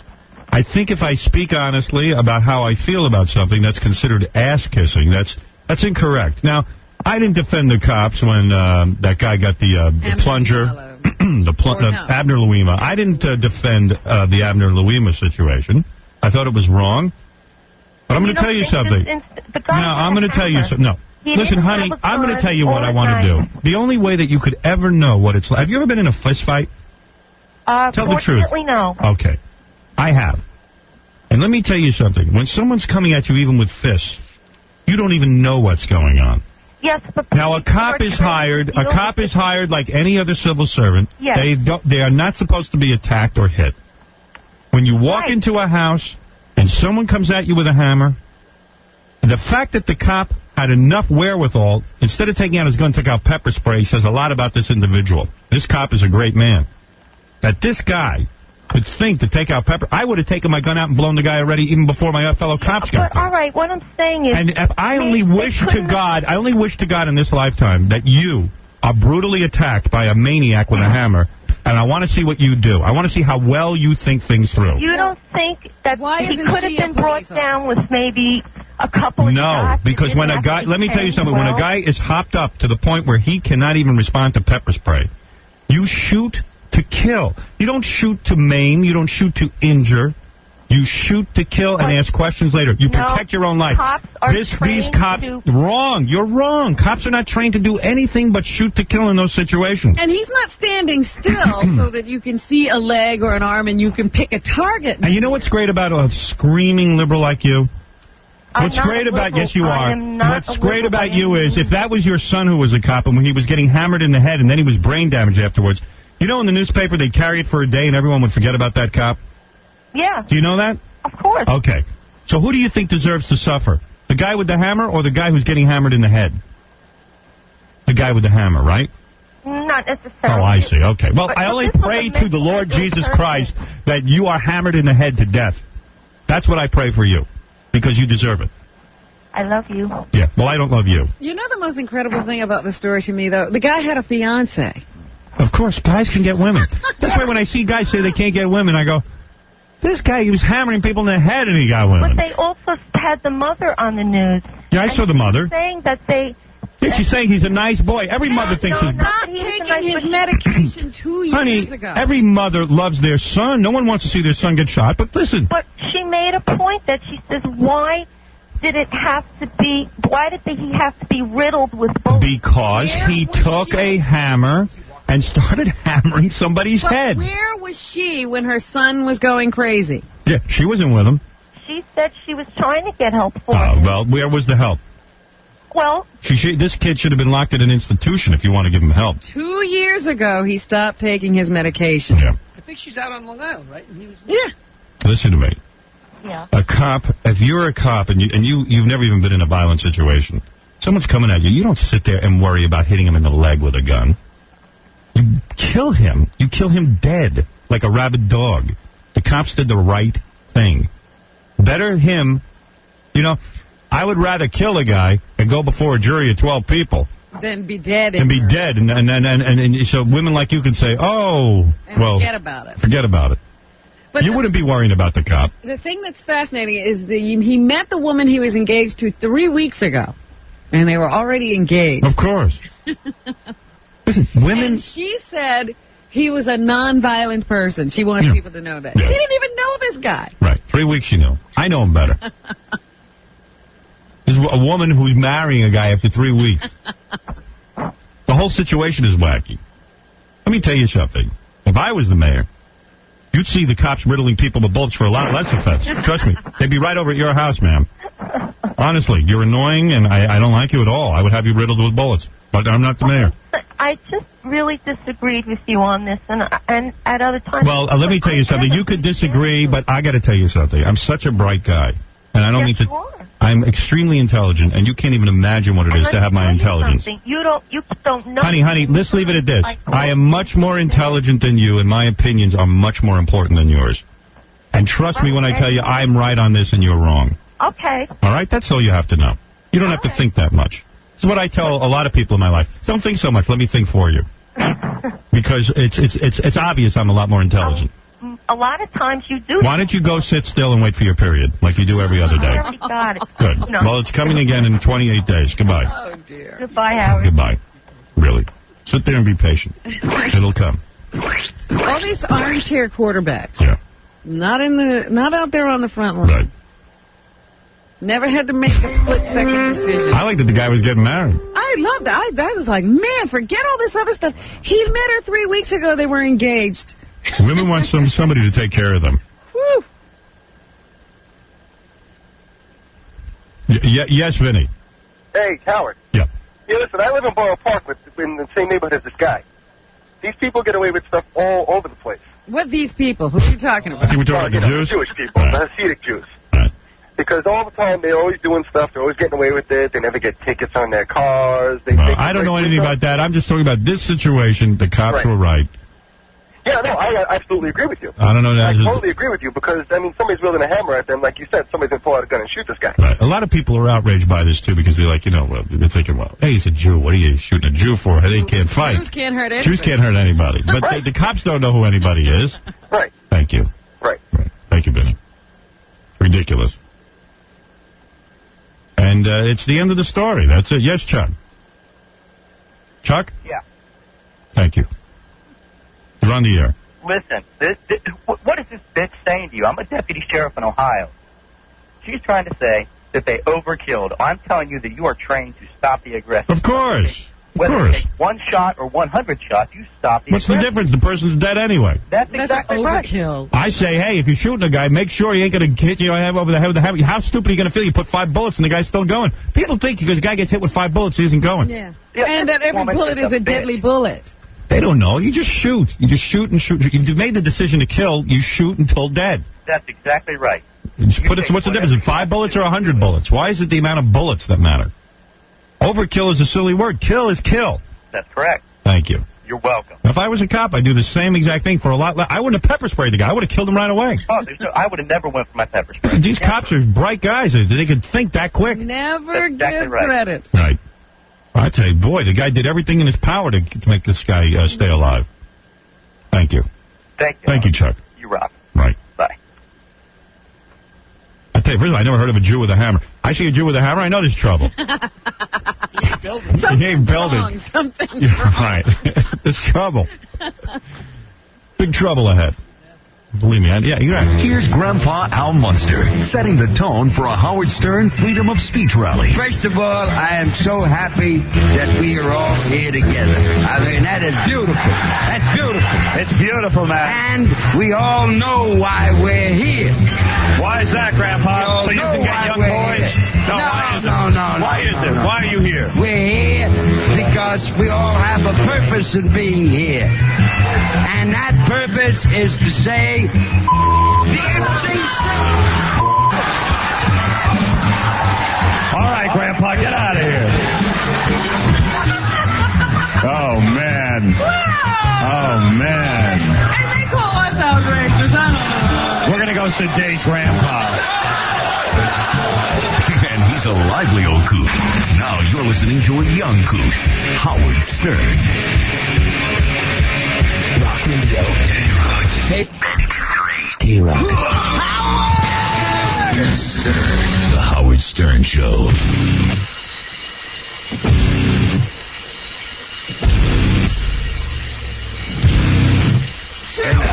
Hey now, baby. Yeah. Hey now. You know, Gary sold me Walter Matthau in the death pool. Yeah. Look at this article from Army Archer. The show must go on. Walter Matthau hospitalized for 3 months with pneumonia, looped some of the lines for hanging up via telephone line in the hospital, with director co-star Diane Keaton on hand. Matthew is making a great recovery, ordering hot pastrami and chopped liver sandwiches. Oh. And he's due to be released from the hospital next week. Oh, he's still in the hospital. Yeah. So. I thought he'd gone home a while ago. Ugh. I really thought I was going to win the death pool. Baba Booey sold me Walter Matthau for $100. Well, it was a good deal. You want to know something? I still think it's good. This guy's eating pastrami and chopped liver. It can't be good for him. That can't make you healthy. That crap's loaded with fat. That's got to make you sick. Yeah, I mean, he's got heart problems, I'm sure. I still say I'm going to win. I'm going to win. This death thing is hard to predict, though. Right. Hello, and welcome to Movie Phone. If you know the name of the movie you'd like to see, press 1 now. You have selected Dick. Right. Dick. That's funny.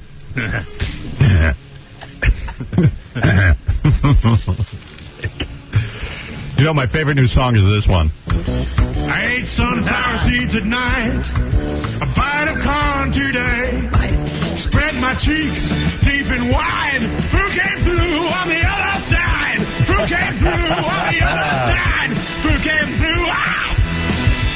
Food came through on the other side. I don't know why I love that. I love it. It's such a simple song. It's an accurate song. Well, nobody ever writes songs about simple body functions. Everything's about love. I like anything with food come through on the other side. You know, I have so many tapes that we have been collecting here at the station that I keep promising to play on the air and I never get to. Okay, you want to just reel through a bit? Because I want to clean up some of these tapes, and they are fun. Especially, you know I love movies about retarded people. I really do. I love My Left Foot. That's your favorite kind of movie. Well, I love horror movies, but a horror movie with a retarded guy in it is great. I love like Billy Bob Thornton, you know, when he's like... In Sling Blade, yes.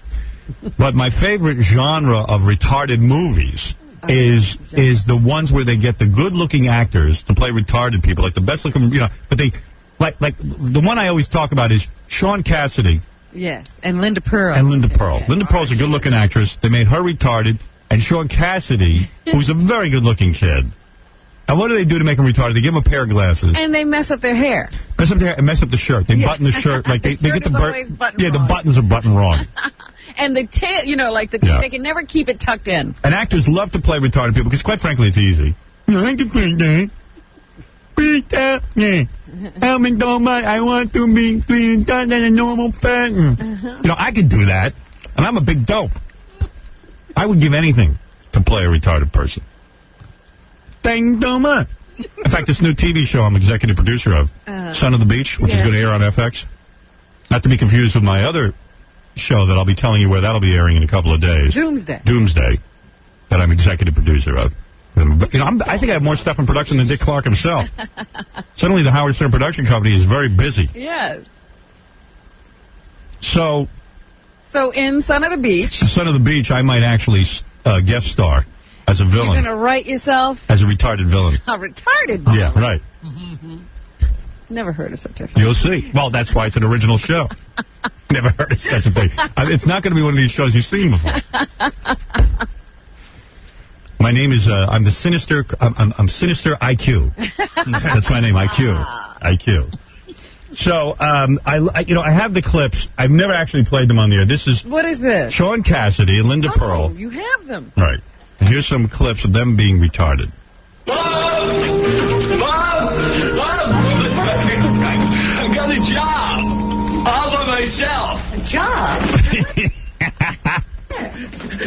The why? I make change for the Coke machine. I hang keys out. I put the towels away, and I get $2 a day. He wasn't even that good at it. That would have been. Because he sounds normal. Yeah, I got $2 a day, mommy. Yeah. You know, there are happy retarded people and there are sad retarded people. And I feel bad for the sad retarded people because to me, Gary the retard's happy. That we know. Yeah, there's no way to wipe that smile off his face. But there are some retarded people who have just enough intelligence to realize they don't fit in. Yeah. And those are the ones that I feel bad for. Seriously. Like Casey. Yeah. Robin! God damn it. Well, I was sitting in the hall of the police station. I heard you yelling. You yelled real loud.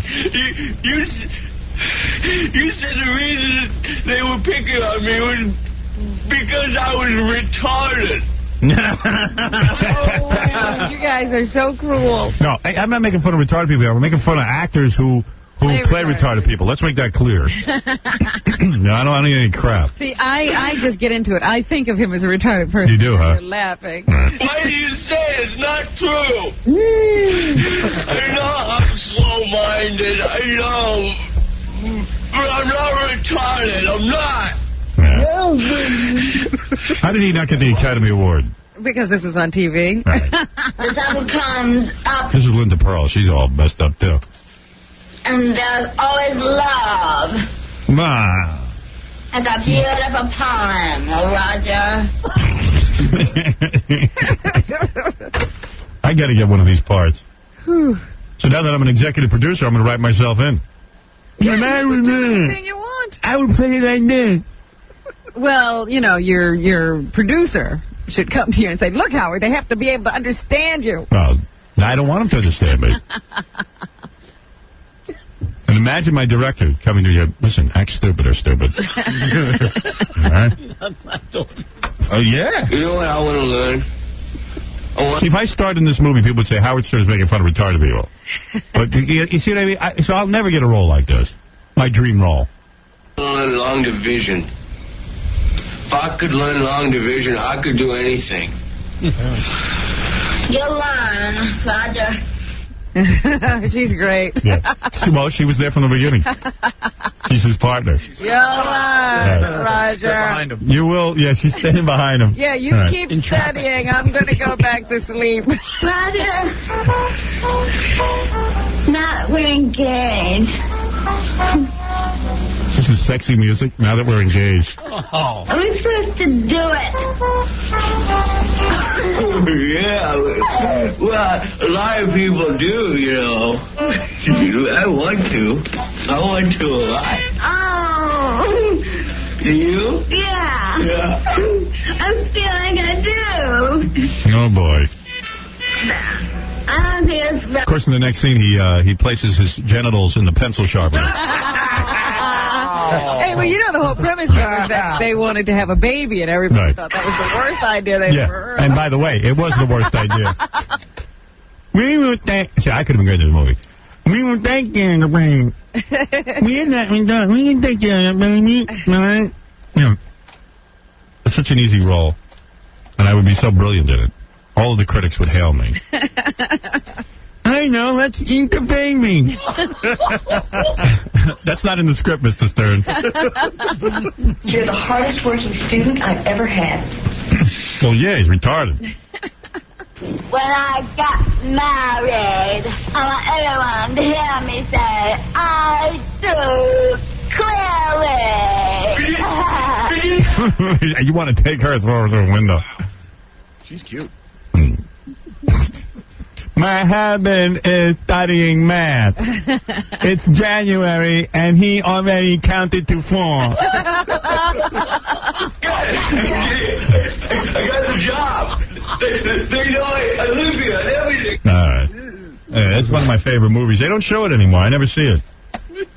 Normal Like Me. Well, you know what? There's another movie that I haven't seen it on video yet, but we have to get it when it comes out because Diane Keaton and what's her name? The girl who was in Natural Born Killers. She plays a retarded... Juliette Lewis. Yeah. Yeah, I know. We got to get that one. I never saw that one. I didn't see it either while it was in theaters, but, you know, she plays a retarded girl. Yeah, she gets a job, too. She's working... Have sex, too. She gets a job at an M&M factory throwing out all the W's.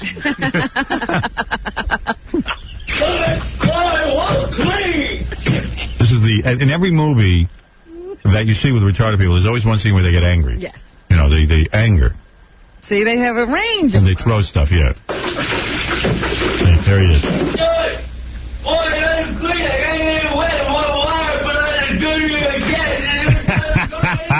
What's he saying? I don't know. Exactly. You can play it unintelligible. Yeah, I could. You're not supposed to be intelligible. Awesome. Totally awesome. Thank you.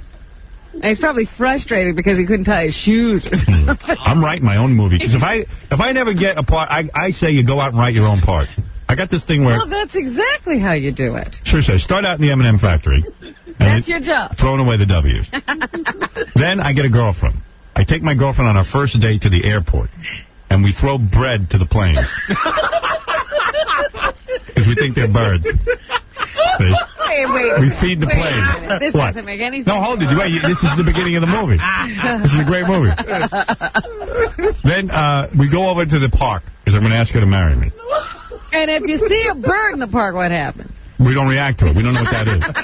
We only feed the plane. And then I urinate on a park bench because it says wet paint. And I think that the wet paint means you're supposed to wet the paint. Then, in the real, see, that's just the first 5 minutes. Your movie is already NC-17. Yeah, no, that's the first 5 minutes. That's the first. This will never be shown anywhere. Right. The first 5 minutes, and it gets only better from there. Already you'd go see that. Well, you know, I've always contended the only thing that's going on with that water boy, Adam Sandler, is he's playing a retarded guy without saying he's retarded. That's right. I'm going to say I'm retarded. All right? All these funny guys are playing retarded guys. And I'm going to make Forrest Gump look intelligent in my movie. So, all right, the first scene's at the airport. Then you go to the park bench. And then... it's the big scene where I'm going to make love to my girlfriend. And for 3 hours, I'm looking for the wheels on her training bra. Because I don't even understand what's going on. So this is one of those movies you're going to have an intermission. This is a real idiot. This guy is completely nuts. And then, well, do you want to hear the rest or you want to be surprised when it's in the theater? You might as well tell us since this will never be made. No, it's going to be made. I already approached... Who optioned this? Artisan. The same people put out Blair Witch Project. Are you kidding? They said they want it. I want to see the retard who optioned it. No, they want it. They saw that Blair Witch Project. They said, well, put it out. So, I don't want to give away too much of the story in all seriousness, but this is a movie I have planned. It'll be stolen. Yeah. It's unbelievable. Then I'll give you a little bit more of it. Okay. So I figure out how to get her training bra off. And we make love. And she's saying in, out, and I say, make up your mind. Because I don't know what, I don't even understand the concept of making love. You're running in and out the door. Right. And then the police show up. And I take a hammer, and I hit myself in the head with the hammer. See? Instead of attacking the cops. And you know, that's only like angry scene. This is like 10 minutes of the movie. I'm outlined. I'm the king of pitch. Well, what's the storyline? He's retarded. No. All right, let me tell you the storyline. So, I mean, where are we going? All right, here's where it goes. So then, after we make love, she wants to kiss me. All right, because this gets into the story. This gets into the actual story. And she says to me, kiss me where it smells. And I drive her to New Jersey. See? So now we're in New Jersey. So then we're in Jersey. Yeah, Jackie's going to help me write it. Then we're in Jersey, okay? Then we're in Jersey. And that's where the movie really starts to kick in. I see. It all takes place in Jersey. The whole thing's going to be shot in Jersey. It's a Jersey movie. It's all about Jersey and how retarded people survive in New Jersey. All right? And it's going to be great. Now, an Artisan already called. They want it. Wait a minute. The best movie. They want me to shoot it on video camera. They don't even want film. A retarded survival movie. Right. Like. Well, that's how they survive in Jersey. Retards get lost in the woods. No, you can't be a writer on this movie. You don't get the concept.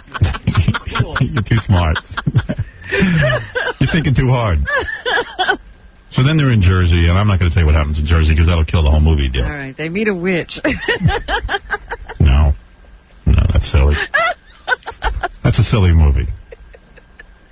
So it's going to be the greatest retarded movie ever. A long time. I'm thinking of getting Linda Pearl to revive this character. Yeah, I know.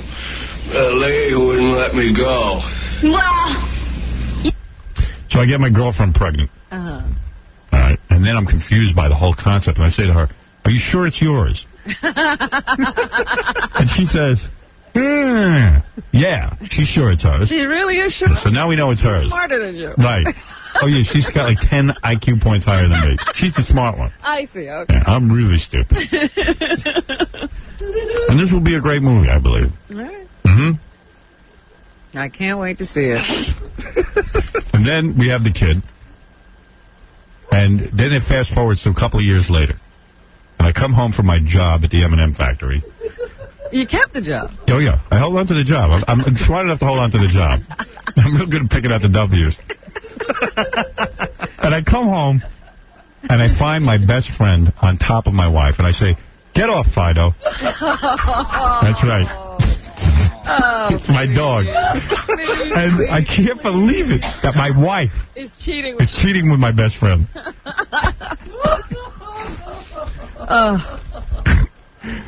You don't tell me that people would have rushed to the theaters to see this. Right, to rip it from the projector. Right. You ain't right, man. Let me tell you something. There's a great scene where I do everything for my wife. Even when I go to the M&M factory, I always bring home a pile of M&Ms for her to eat. The W's. Yeah, but they're hard to peel, so she can't eat them. Then, is this great? You would see this. You know, seriously. I would see it just because I can't believe it's being made. Artisans wants to put up the money. They're ready. I would see that because I won't believe it's on film. They think this is the greatest thing. They want to start filming today. All right. But I tell them we need 8 weeks of production. What are you doing here? I said we need pre-production. But it would be great. See, I would make movies like this, but I don't know how much of a market there are for these kind of movies. Yeah, how many retarded movies can the public absorb? Take? Yeah. I predict my character would be so popular I would make a sequel. Hey, it worked for Forrest Gump. Telling you. There's been no sequel. That's right.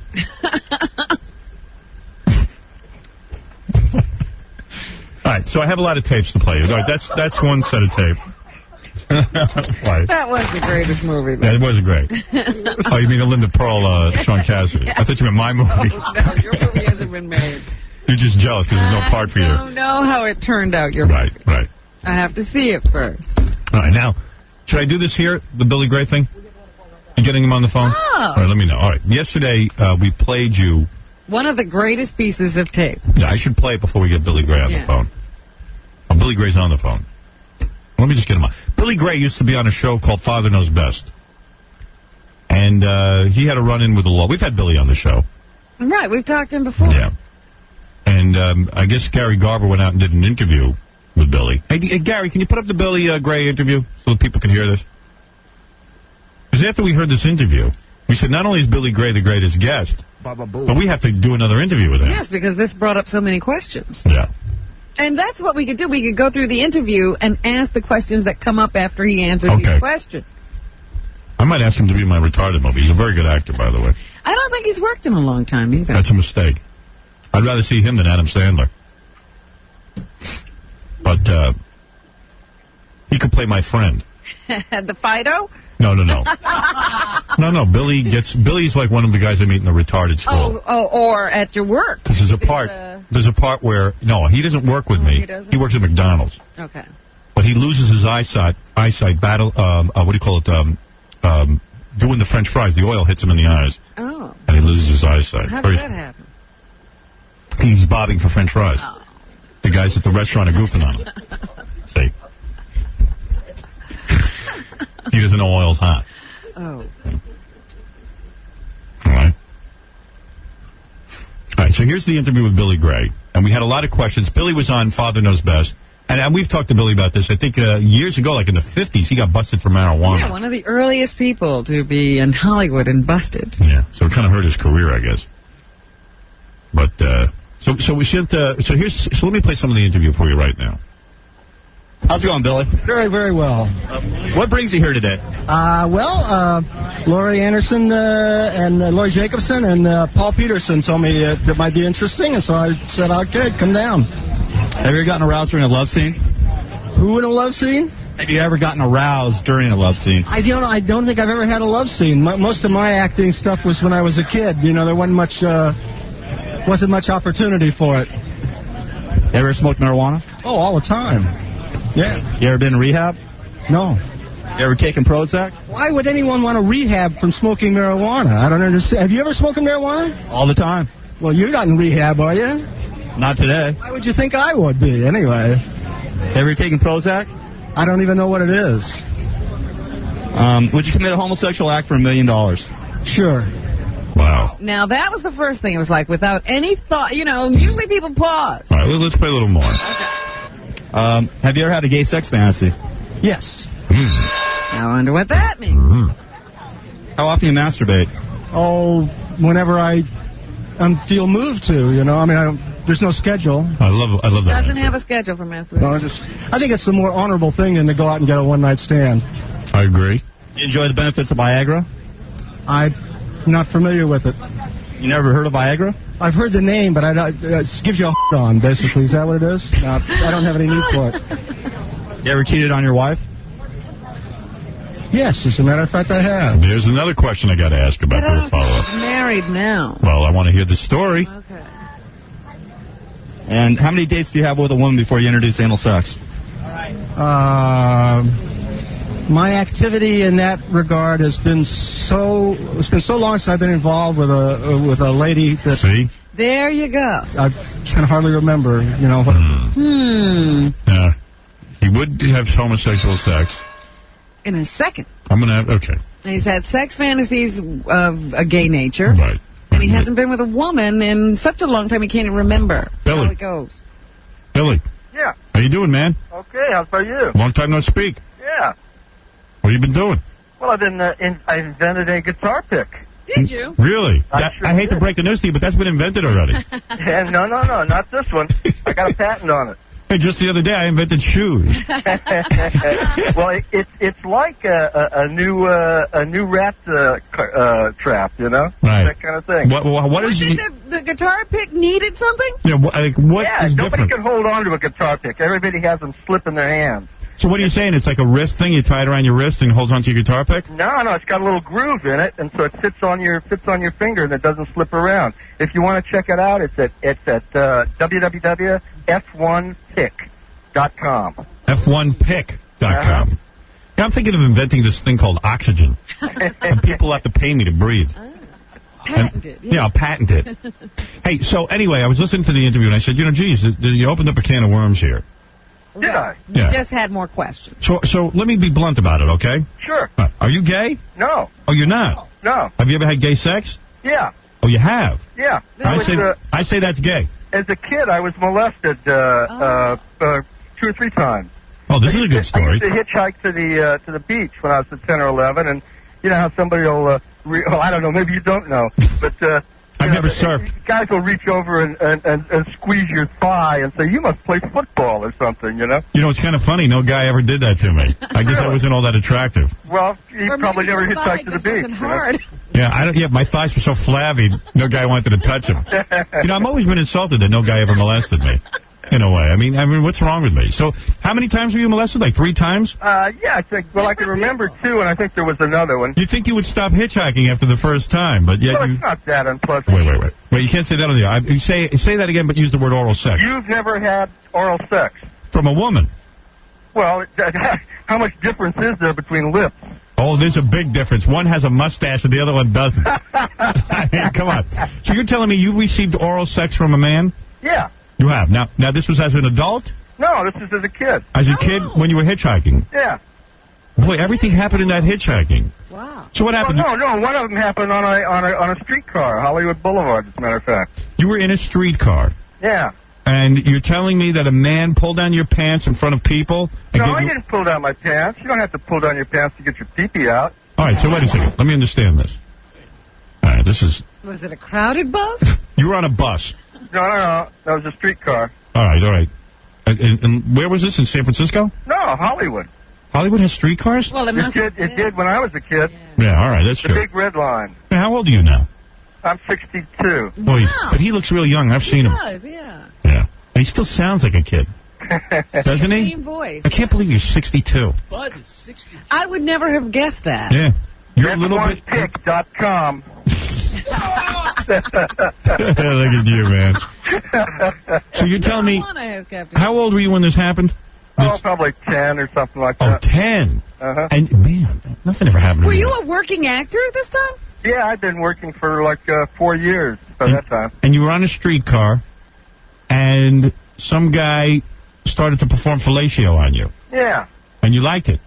Well, it's not the most uncomfortable feeling in the world. And you never considered yourself gay? You just said, hey, I was a young kid. I didn't know what was going on. Yeah. So, No, I'm not. I don't have any. When I see a handsome man, it doesn't run. A flutter doesn't go through my heart. No. Right. Now, was this the first time it happened to you or the second? Sounds like the third. I think the streetcar was the first. Yeah, the hitchhiking was the second. Right, and then... And then actually, there was another one, as a matter of fact, come to think of it.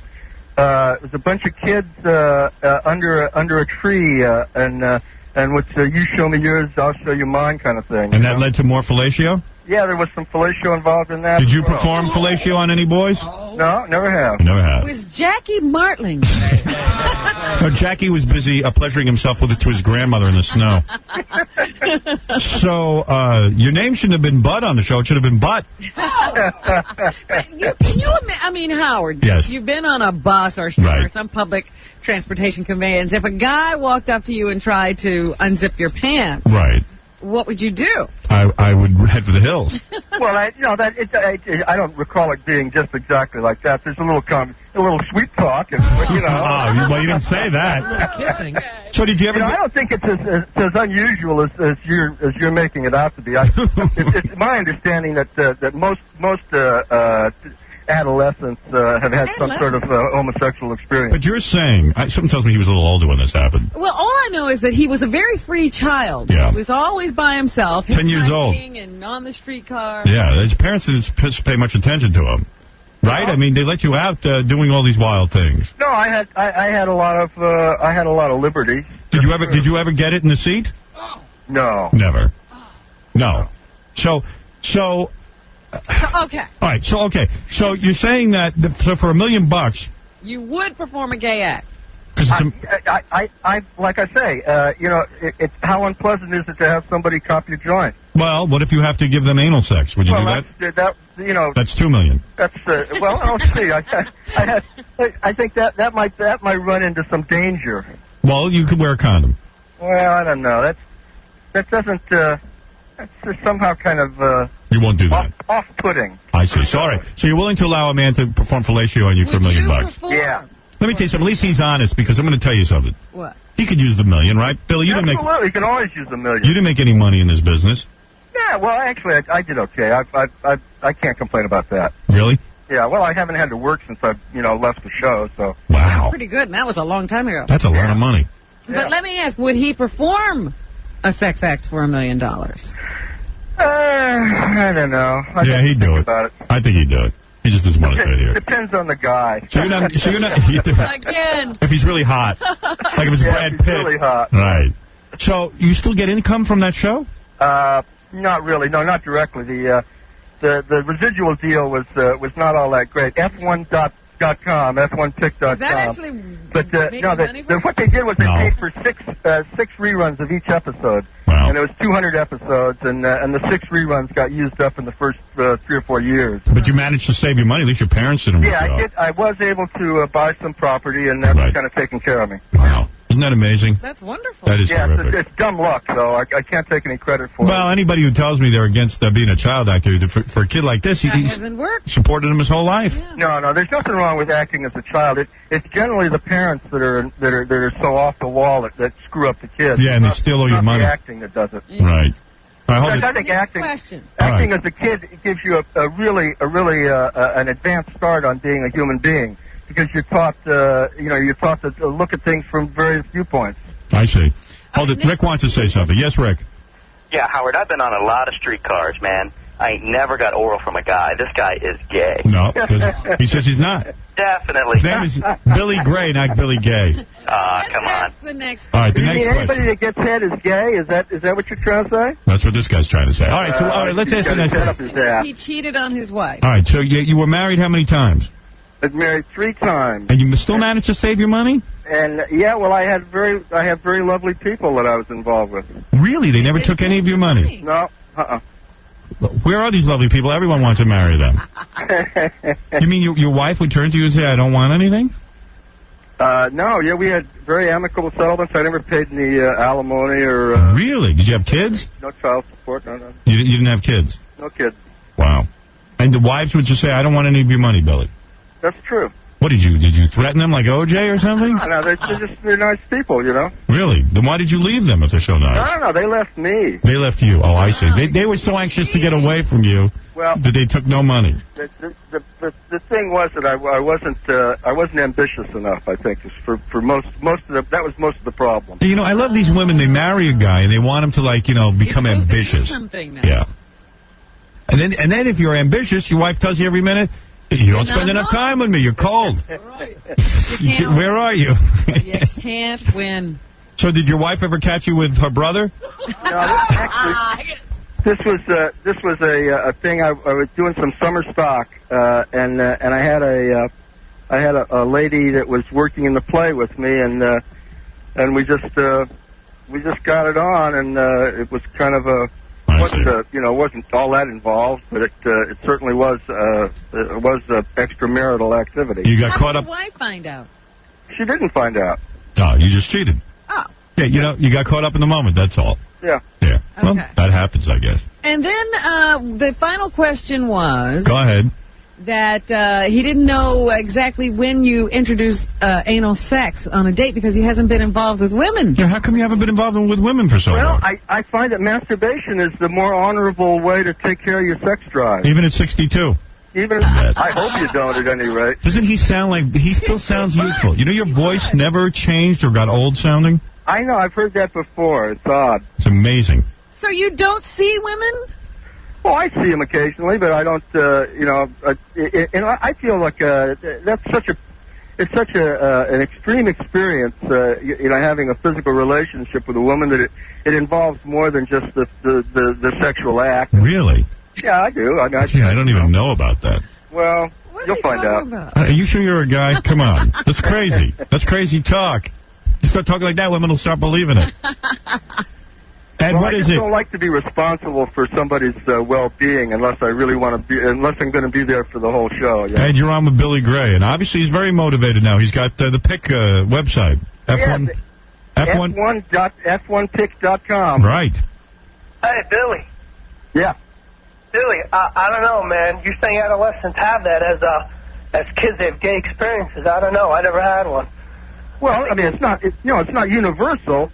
But it can happen. I think if you look, I think Kinsey discovered something like that years ago. Did you ever French kiss Robert Young on the show? Ever made out with him? No, he wouldn't take my tongue. No. All right, hey Billy, thanks for answering these questions. You continue to be one of the best interviews because you're very open and honest. Well, why not? One wonders what I haven't asked that would open up a Pandora's box. We have to keep probing. Right. Hey, Howard. Hey, by the way, I had one more question based on that interview. You claimed that you've had a gay fantasy. What is your gay fantasy? I think I better not go into that. Where do you meet the guy? I'm trying to. You know what I did? I did when they asked me that question. I didn't have a specific memory, but I figured my imagination is pretty good. So I figured I must have had one at one time or another. Hey, how's that broad kitten who played your sister on the show? She was the heroin addict, right? Yes, she was, and she's doing real good now. You ever smoke weed with her? No, we never did, actually. In fact, I never knew she got all that involved in everything until I read her book. Right, all the kids almost... She went straight to shooting up. Yeah, right. The two kids on Father's Bed, not the older daughter. I don't know what she did. She's but fine. She's fine. Eleanor Donahue. You still smoking weed at 62?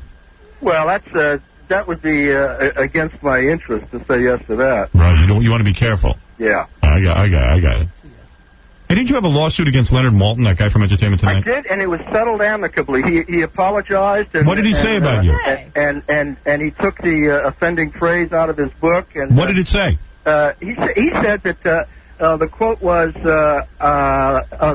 it was a movie that I was in called Dusty and Sweets McGee, and he said, among the real-life heroin addicts and pushers shown is Billy Gray of Father Knows Best. Oh, he confused And actually, there was a disclaimer at the head of the movie that said that there are a lot of real people in this, but the people who play the drug dealers are actors. Right. And not real people. Everybody knows that real people, actors aren't real people. Yeah. You see, he just got busted for a little weed, and right away they got him at heroin now. Yeah, but Leonard came through. I mean, he did apologize if there was any damage to my career. because that review was in his book for 23 years before I found out about it. All right, good. All right, so that was all settled. Very good. All right, hey, Billy, thanks. And everyone go over to, which is the most amazing fact about you, that you've gone out and created a new guitar pick. Yeah. At f1pick.com. It's absolutely revolutionary. Nobody's ever seen one like it before, and everybody that tries it, almost everybody that tries it likes it. All right, F1 It makes you hold the pick the way you're supposed to. The way God intended it. The way God intended, exactly. F1pick.com. Thanks, Billy. Thank you. All right, Billy Gray, everybody. Bye. Used to be on Father's Knows Best, and we had to clear up a few things. What was that? Wouldn't tell us the gay fantasy. I don't want to know it. Some things I don't need to know. Have you ever had a gay fantasy? No, hell no. I'd tell you if I did. Dream? No. I would tell you. I'm just so not into that. I ain't putting anybody down for it, but... Well, all I know is when the $1 million came up, you said the exact same thing he did. $1 million out. Who is it? Tell me the name of the guy and what I got to do. Not funny, haha, funny queer. Right. A spokesman from the Million Youth March. My name is Brother Ade. I came here for the Million Youth March and to support Black Power. We are here to announce to the world that we will not ask for permission any longer from anyone to do what we have to do to get ourselves together as a nation.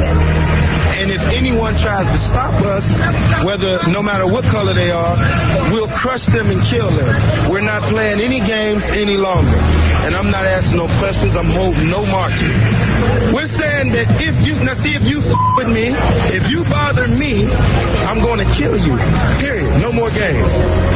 If you, your people, your doctrine, your dogma, or anything of the sort try to prohibit me from making these advances with and for my people, I will kill every single one of you with power. This has been a public service announcement from the Howard Stern Show. I mean, that's very, very heavy, isn't it? And we're just about to have another one. Hey, tomorrow, a man who was struck by lightning. And coming soon, Pamela Anderson and the MTV Awards. He's gone, but the music lives on. Right now, through this special radio offer, you've got the chance to experience Old Blue Eyes like you've never experienced him before. Singing the songs of Bayville's own Jackie Martling. They call it marijuana, and before this song is done, we'll explain to all you swinging chicks how this outlaw causes fun. Yes, Old Blue Eyes sings the best of Old Fat Ass. Martling attempts to croon a ballad to the love of his life. But nobody warbles a saloon ballad like good old Soggy Frank. Another glass of fool's gold, Jilly. And I'm under again, Jack. Been drinking this kooky fool's gold since I don't know when. Jackie the Joker tries hard to gain steam, but just listen to Frank crank. Hey, roll out the reefer. We'll have some illegal kicks. Roll out the reefer. Let's get stoned, all you cats and you chicks. Yes, Frank Sinatra croons the songs of Jackie Martling. You'll laugh, you'll cry, you'll want to hang yourself in a hotel in Las Vegas. Jackie barks for beer, but Frank lets you taste it with his tasty interpretation. Hey, cold gold makes you old before your time. Jack, cold gold makes you sleep right through your prime. Hey. Yes, Frank Sinatra sings Jackie Martling. Songs that rape your ears as well as your pocketbook. The lyrics of a drunken, stoned-out, brain-dead Jimmy Buffett wannabe. You'll get all these great Jackie Martling songs and more. Well, you can't take your pot, your LSD, your ups, and all your downs. There's not enough THC on the planet, not enough beer in this solar system to do these fabulous songs justice. Yeah, Gary, this is a message for Ralph Fag. I just got done watching the E! Show, and I am sick of watching this strawberry shortcake faggot, goddamn rosacea scar on his face. I don't know what the up with him. He's a goddamn faggot. Washes Howard's underwear. What's he doing judging these hot-ass chicks and telling them that they look like Dude, Ralph is a faggot. He doesn't know anything. Ralph is a faggot. Him and KC should go in the back closet and butt for all I care. You're listening to a man more overwhelmed than Primus's liver. Drunk and stupid is no way to go through life, sir. Howard Stern. 92.3 Rock Radio. K-Rock. Well, hey, this is Barney Fife here. I used to live in Mayberry, but I moved to New York for 2 reasons.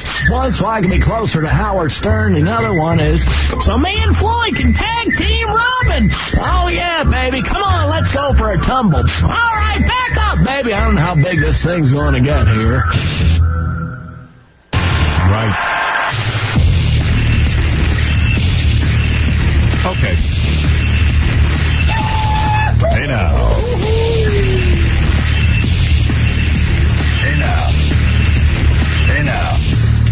I got this guy on the phone claims that him and his buddy banged a 60-year-old woman. They tag teamed her. Is that really true, Chris? Hello? Maybe he's gone. Didn't want anybody to know who he is. Yeah. Chris? Well, he swears it's true that he banged a 60-year-old. So, him and his buddy. Anyway, why don't we do the news then? If I thought that was a big newsbreaker. One of these days you'll be calling in. Yeah, I'm pretty close to banging a 60-year-old myself. One of these days. Hey, hello, I banged a 60-year-old. How old are you? 60. All right. I think Jackie's wife bangs a 60-year-old. Yeah, I think she could call in now. Right. That's a funny one. Says you. It ain't that funny. Yeah, the truth ain't that funny. No. All right, Robin, where were we? The news. Yes. There's a lot going on. I got to just warn people. Got to ask you a question. I'm always perplexed. Yes, you are. You know, we have all these medical breakthroughs. Right. Sometimes you wonder if it's a good thing. Okay, so what's the medical breakthrough? You know, they discovered these genes that can tell you if you have a genetic propensity for getting breast cancer. Right. And a lot of women who get the test then have their breasts removed. That's right. To try to avoid getting breast cancer. Right. Now they've discovered that if you also remove your ovaries, your chances of getting the breast cancer go down. Yeah. Well, why don't you just grow a penis? Well, let me ask you something. If you had... Just chop us up, why don't you? If you had a gene that said you had breast cancer, would you remove your breast? No.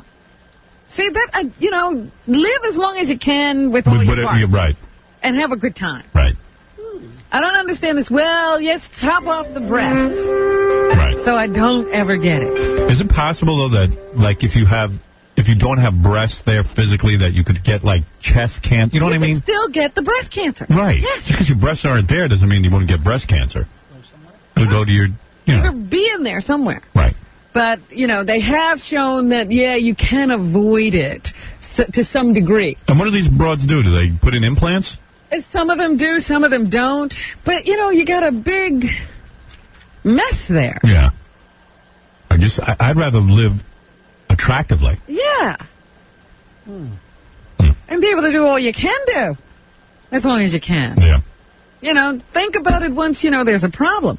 But, you know, people have gotten prevention crazy, so now women are going to go running in and say, take my ovaries, too. Really? Well, God bless them. Who cares? I don't know. I can't figure the whole thing out. No, I don't think it's good either. I say keep your breasts. Yeah. So, I just wonder about that kind of thing. And, you know, they spend all kinds of money on studies, but sometimes do we really have to? Yes. Prisoners and people newly released from prison are far more likely to have AIDS and other infectious diseases than those in the general population. Right. Duh. No. Do we really need that study? No. Nevertheless, they've done it. They spent the money already. Right. Might as well get the results. Mm-hmm. Now, you're going to say to yourself, why would a guy do this? What did he do? A guy named J. Paul Getty. That's a very wealthy guy. Name, right? Guy sold a family business for $10 billion. Wow. A few years ago. Became a philanthropist. Mm-hmm. And they just discovered he had 2 families. Wow. Because his daughters have come forward and they want their father's name. Right. So he had a wife. You know, he's had several wives, actually. Right. And he had, like, 1 son with each of these wives. Right. He's got, like, 4 sons. Okay. But nobody knew he had any daughters. And he always wanted daughters. And he hooked up with this woman. He has a wife, who, he goes out to parties with, and but hardly ever sees because she's got her own interests, so she flies all over the place. Then he had this other woman in another city who has 3 daughters with him. Wow. And he'd go out with her, and they'd do their thing. Right. And the girls know him, and he's there 3 times a week. He's dead sometimes. now? No, he's here. He's here? He doesn't know this. And, how many penises does this guy have? And it became public knowledge when the daughters said, because they've got their mother's name, I guess. And they went to Los Angeles court and said, wait a minute. Well, I want to be known as, Getty, because that's my dad. It's a better name. Quite frankly. Now, can you imagine being the son? You think, well, I got to split up whatever dad leaves with my 3 other brothers. And you've been living that way all your life. Now you get... And now you realize, damn, there's 3 girls. I'm like, Dad, can't you keep it in your pants? But it's wild. Because the guy's like 64 years old. Yeah. And his daughters are 10, 8, and I guess maybe there's just 2 of them. Well, Larry King's got him beat. No. I forget how... I guess the oldest daughter is, in her teens. Right. Jesus. She has a 10-year-old sister and an 8-year-old. And the father has announced he will not oppose their petition to have his name. I see. Because, he loves his daughters. And right now, the woman who's the mother of these daughters, she's in some secret location, and he says he plans to spend time with his daughters this week. Is the mom hot? She's some socialite, too. She's from a wealthy family, and they say that, she likes this whole idea that she doesn't have him full-time. Yeah, she don't even want him full-time. Because, she doesn't have to worry about a husband to deal with. Right. She has a lot of money, free time, and he's very generous, and she has a father for her children. Well, there you go. There's a woman with the proper attitude. Very nice. So, now they're saying, well, of course, the wife has to do something. What is she going to do? Because she's going to be publicly humiliated by the knowledge that he's been I'll marry him. keeping this secret. Let him humiliate me. I'll let him sleep with all the broads he wants. And he'll probably now have to choose who he really loves. I see. Well, there's a big decision. Saying, expect to find out that he's divorcing the wife I see. and going with the other woman. All right. Well, then we'll see what happens. So, and the girls, I guess, want to meet their brothers. They've never met their brothers. Right. Very, very interesting. But they say... It's like when my dog now is playing with her sister. Her half-sister. They met each other, yeah. They say that this goes on a lot in Los Angeles and San Francisco, where these wealthy men have double lives. Wow. I do not have a double life. No. They say the rich and I don't have any life. You would like to have one life. Yeah, just give me a life. J. Paul Getty. He should marry Billy Gray. That would be a good marriage. And Andrea Pizer, she has an article or a column in the paper today. And generally I agree with a lot of what she has to say, but she seems to be upset that this little Russian tennis player, I think her name is Anna Kournikova. Yeah. The good-looking one. Yeah. Has $10 million in endorsement deals. I believe that. And she's not the best tennis player. Doesn't matter. She has the highest amount. She makes the most money in endorsements. Hi, honey. Welcome to the real world. Anyone who's that good-looking, players. Looks matter. That Martina Hingis, who's number 1, has about a $2 million contract with some sports company, and Venus Williams gets $2.5 million from somebody. Yeah. But this girl is like getting $10 million from an assortment of companies who just want to be associated with her. Guess what? Life's not fair. It doesn't matter. Well, the thing she says here is that, guys, get awarded for their performance. And that's not true. Not in tennis. You take, what was that guy's name? Andre Agassi has always made tons of money in endorsements, even when he wasn't playing very well. Right. But you take Ivan Lendl, never could get an endorsement from anyone. Endorsement deals. He couldn't get any. And he was the best. Yeah, but he was ugly, and he had an accent. Yeah. You could say, well, Michael Jordan was the best, but he was also handsome. He had a great smile. His image. He was the perfect package. Yeah, it's not fair. You know what? Just because you're a tennis player doesn't mean you get endorsements. It has to do with looks. Everything has to do with looks. Some of the greatest actors in the world are ugly. Guess what? They never get to be leading men or women. Character actors, that's right. That's right. Let the ugly ones sell dog food. I don't know. Get a creative manager. Let them figure it out. So... Hello, this is Ivan Lendl for dog food. Don't get upset with Anna because she was gifted with those looks. That's all. Life's not fair. That's why people run to the plastic surgeon. You know, Danny DeVito's never going to be Mel Gibson. It's just not going to happen. How good he can act. That's right. Now you understand. We straightened that up, didn't we? Yes, so don't be so upset. It happens all the time. Yeah. You know, I would have liked to have been born white. No surprise. Okay? No surprise. I've heard black people say, you know what? It'd be a lot easier life for me if I was born white. But you know what? You're not. So you got to deal with it. I was born green. Just look at what you have and think of it as a gift. Right. Whatever you got is a gift. See this nose in the middle of my face? I don't want it. Gift. It's my gift. That's my gift from God. I just look at it as a gift. You know, Brad Pitt got his gift. Right. I got this gift. Your gift. Yeah. I didn't get many gifts. Now, see, that's looking at it the wrong way. Hey, I'd like to got an eyes, a nose, and a mouth, too. I'm going to take a hatchet to my gift one day. So there it is. That's the way life works. What else is in the news, Robin? Well, we talked about this hammer guy, so I don't think I'll belabor that. Yeah, I think we pretty much settled that one. Right. That's right. That's right. We solved that one. Yeah, we decided that a Jew with a hammer, it ain't right. Something's wrong. Something's wrong. Shoot him. Shoot. Shoot to kill. That's right. Barbara Bush has now stepped forward to support her son. George W. Bush. George W. She says she is right behind him on his stand about not saying anything about the use of cocaine. Mm-hmm. Right. She says she's proud of him. She is proud. She says, I see that reporters need to ask these questions, but I also think he's wonderful for not saying anything. Oh, isn't that nice? She says she never asked him because she never thought there was a need. Put a hammer in her hand.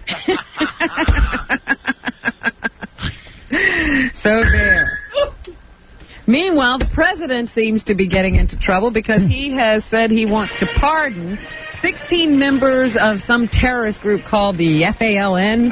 The Puerto Ricans who went in and shot up the Congress? Well, they planted bombs and they maimed some police officers. Why would anybody want to pardon them? A police officer with one of their explosions. How can you pardon them? Oh, they're supposed to take a vow that they're going to abstain from violence. They should have been put to death. Everyone is thinking that he's trying to get Hillary the Puerto Rican vote here in New York. Well, that's the sad thing. Action. I don't know why a Puerto Rican would want them out of jail. But, and he's getting a lot of flack for it, but he says that that's what he wants to do. Let's hope somebody prevails and he does not pardon these terrorists. I don't know how you could support terrorists and pardon them. Daniel Patrick Moynihan, who is the person Hillary would like to replace, he thinks it's a bad idea. Even he thinks it's bad. Of course, I don't see any positive in it. So, there you go. I just want to say I'm not trying to get Hillary the Spanish vote. I just like Spanish broads, and I would like to have sex with many of them. Jennifer Lopez, for one. See Jennifer Lopez on the cover of New York Magazine. That's one of the sexiest pictures. Nueva York Magazine. One of the sexiest pictures I ever saw. I haven't seen it yet. She's wearing like little hot pants. I swear to God, she must have done... Someone said to me the other day she's not attractive, and I said, what? No, she's attractive. What are you thinking? I said, no, she does not have a pretty face. And I'm like...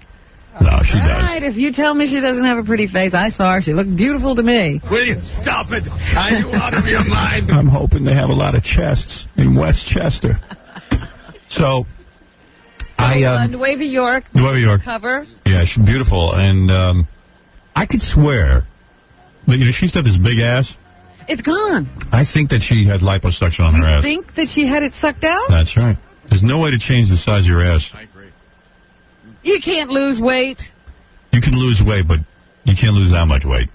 I think they sucked it. She is considerably smaller than she was when she did Selena. Right. That's right. I noticed that myself. As your president, I'd like to pardon FALN. There should be an investigation. I believe she was de-assed. However they do it. Let's commission a panel. Find out what happened. Acidectomy. She had no ass at all. It's a special drug. Mayor Giuliani is going to have trouble keeping up with what the papers are saying about him because he's sitting on a jury, and yesterday the judge ordered the members of the jury, not to read the news sections of the newspaper. They can read sports and the comics. I would like to be on a jury myself because you're sequestered. You're locked up in a room with a lot of women. Well, not always sequestered. They're not sequestered. They're just not supposed to read the newspaper. I need some ass. How can our mayor not read the newspaper? You know who'd be good on a jury? Jackie the Joke Man. I don't think he ever reads the newspaper. Yeah, he would not be biased at all. He hasn't written anything current in a real long time. Mayor Giuliani was in the courtroom yesterday in the negligence case about a man's injured private parts.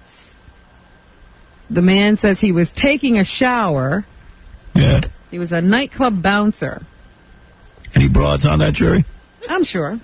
And he's suing his landlord for $7 million in damages. He claims that he has not been able to have sex since he scalded himself in the shower. I would imagine all that discussion about scalding penises would make the girls on the jury very, very excited. Well, they say the mayor squirmed at times during his testimony. I would imagine he would. That's why I don't take showers. I'll be honest. I'm not interested.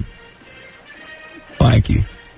He said, well, they do say his face offered no sympathy for Johnson. Funny, his name is Johnson, and his Johnson got burned. That's what I would point out if I was the jury foreman. And recalling the pain and embarrassment he suffered. When your name is Johnson, and then to have something happen to you, Johnson, I hope that's not being lost on the jury.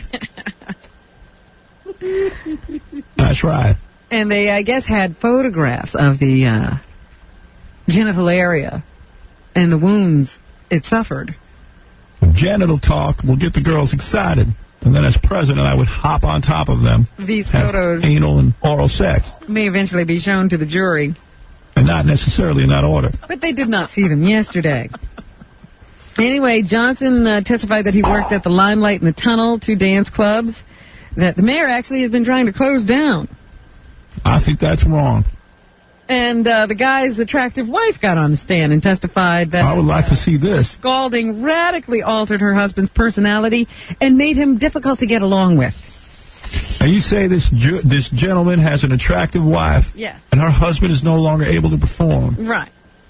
Well, that's right up my alley. You think you could help her? I'm the president. Well, anyway, he's saying he has not been able to perform since the accident. He lost his wife. There isn't an accident on this planet that would keep me from performing. Really? That's right. And so he wants $7 million from his landlord. I make house calls. He does say, however, that he only went to the hospital or visited a doctor a few times because he was too embarrassed by the whole situation, or something to that effect. Anything to do with the penis is very serious. Very, very serious. And we have to take a break, Robin. Apparently. Excuse me, Mr. President. That's quite all right, Howard. No, I don't mean to interrupt. I know you're talking about penis. That's my favorite topic. I wonder if there's any legal whorehouses in Westchester. Oh, please, Mr. President. I love when you talk to me, switching back and forth, different voices. Yes, Mr. President. You do that quite well. Did you know that? Yes, and as a matter of fact, it appears like we're talking over one another. Yes, well, it does. You are quite the talented man. Thank you, Mr. President. It almost sounds like you believe you're being complimented by somebody other than yourself. Right.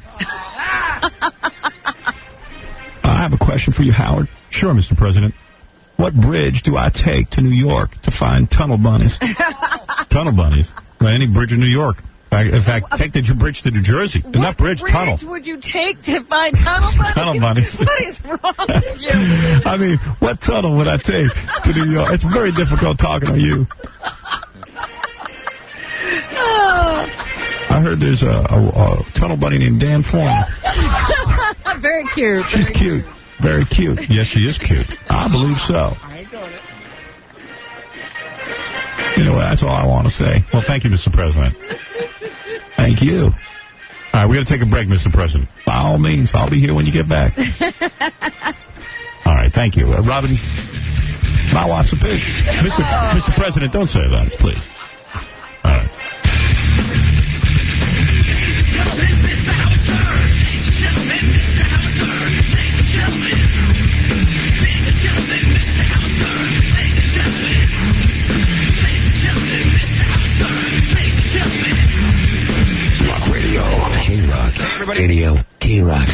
listening to a man who farts when he's bored. Howard Stern. I'm down with that. Hey, now. So, what can I tell you? I know we're in the middle of news, Robin. Hey, now. And I think we should get right back to it.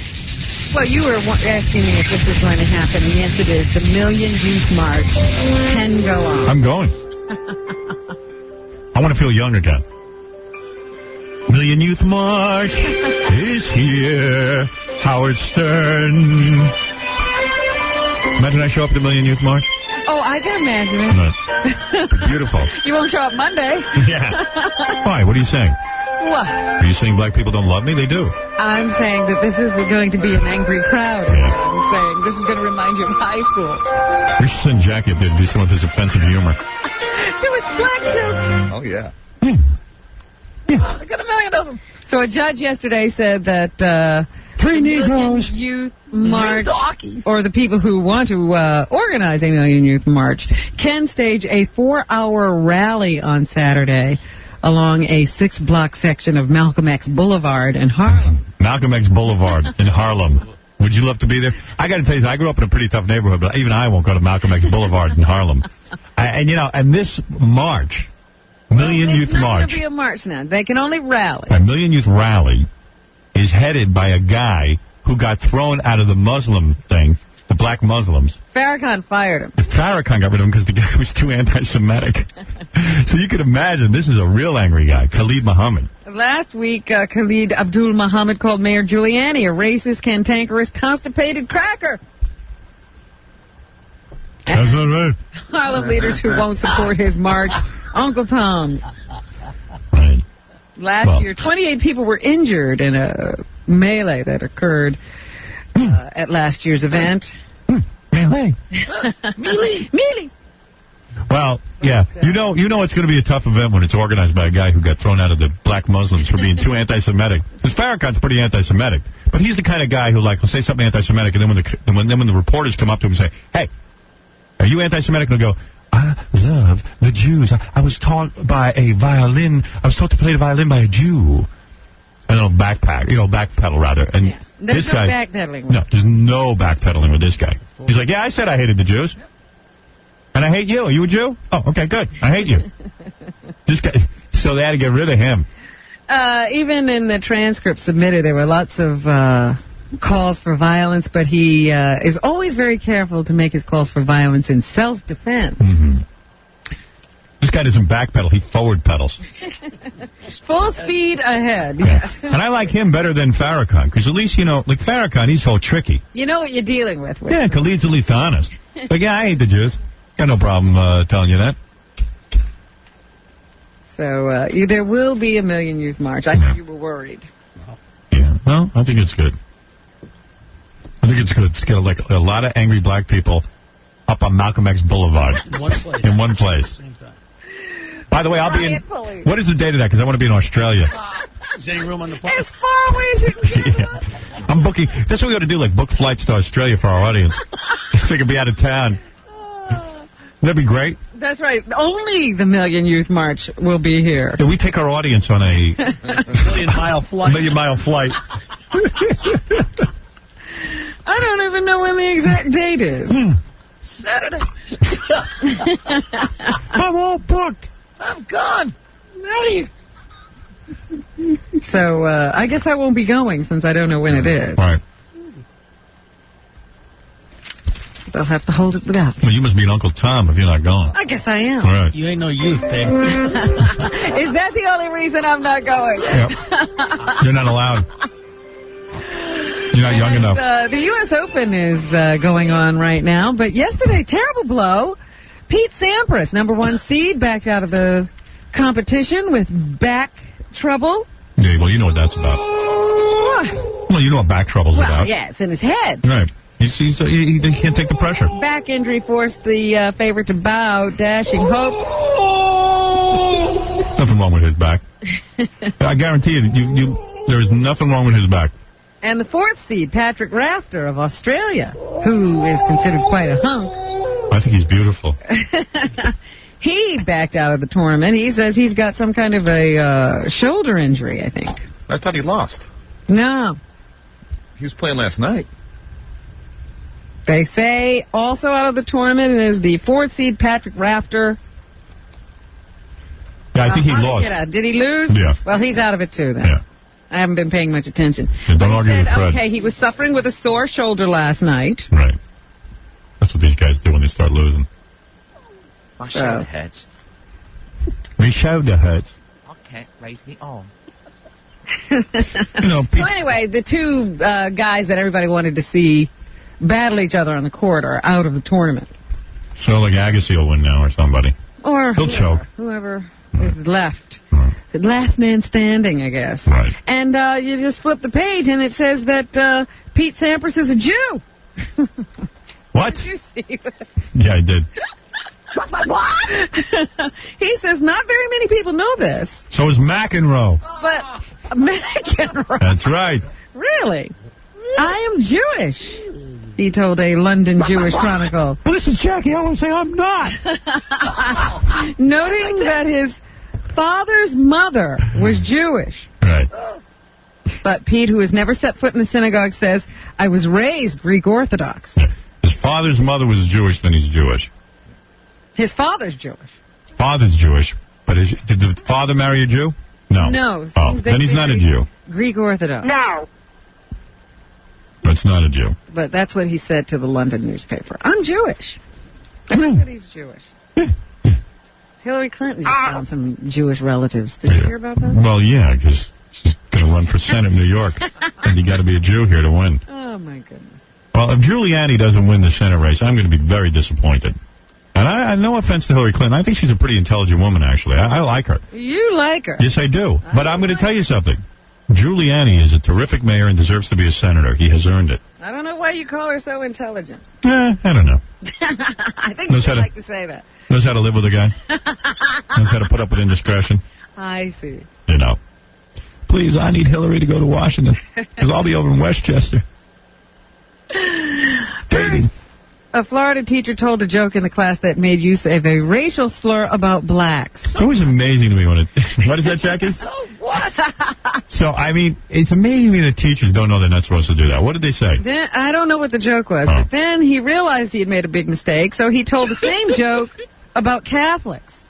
I see. Trying to... Didn't fix it. Right. So, as soon as the class was over, he ran to the principal's office to confess. I told some Polak joke. But he said something he shouldn't have. Now the teacher is suspended without pay. Oh, come on. Could lose his job. Oh, for goodness sake. But the principal says it's too bad, too, because the guy's been a good teacher. Of course. And is sorry for what he said. That's all. He knows he did wrong. He's ad-libbing up there for a couple hours trying to entertain the kids. Vamping. He's vamping. He's vamping to the next math question. You know how boring math can be. And you know what it is? They got all these movies now where the teacher is so entertaining. Yes. Like I was watching a movie the other day. And I know I was watching Saved by the Bell.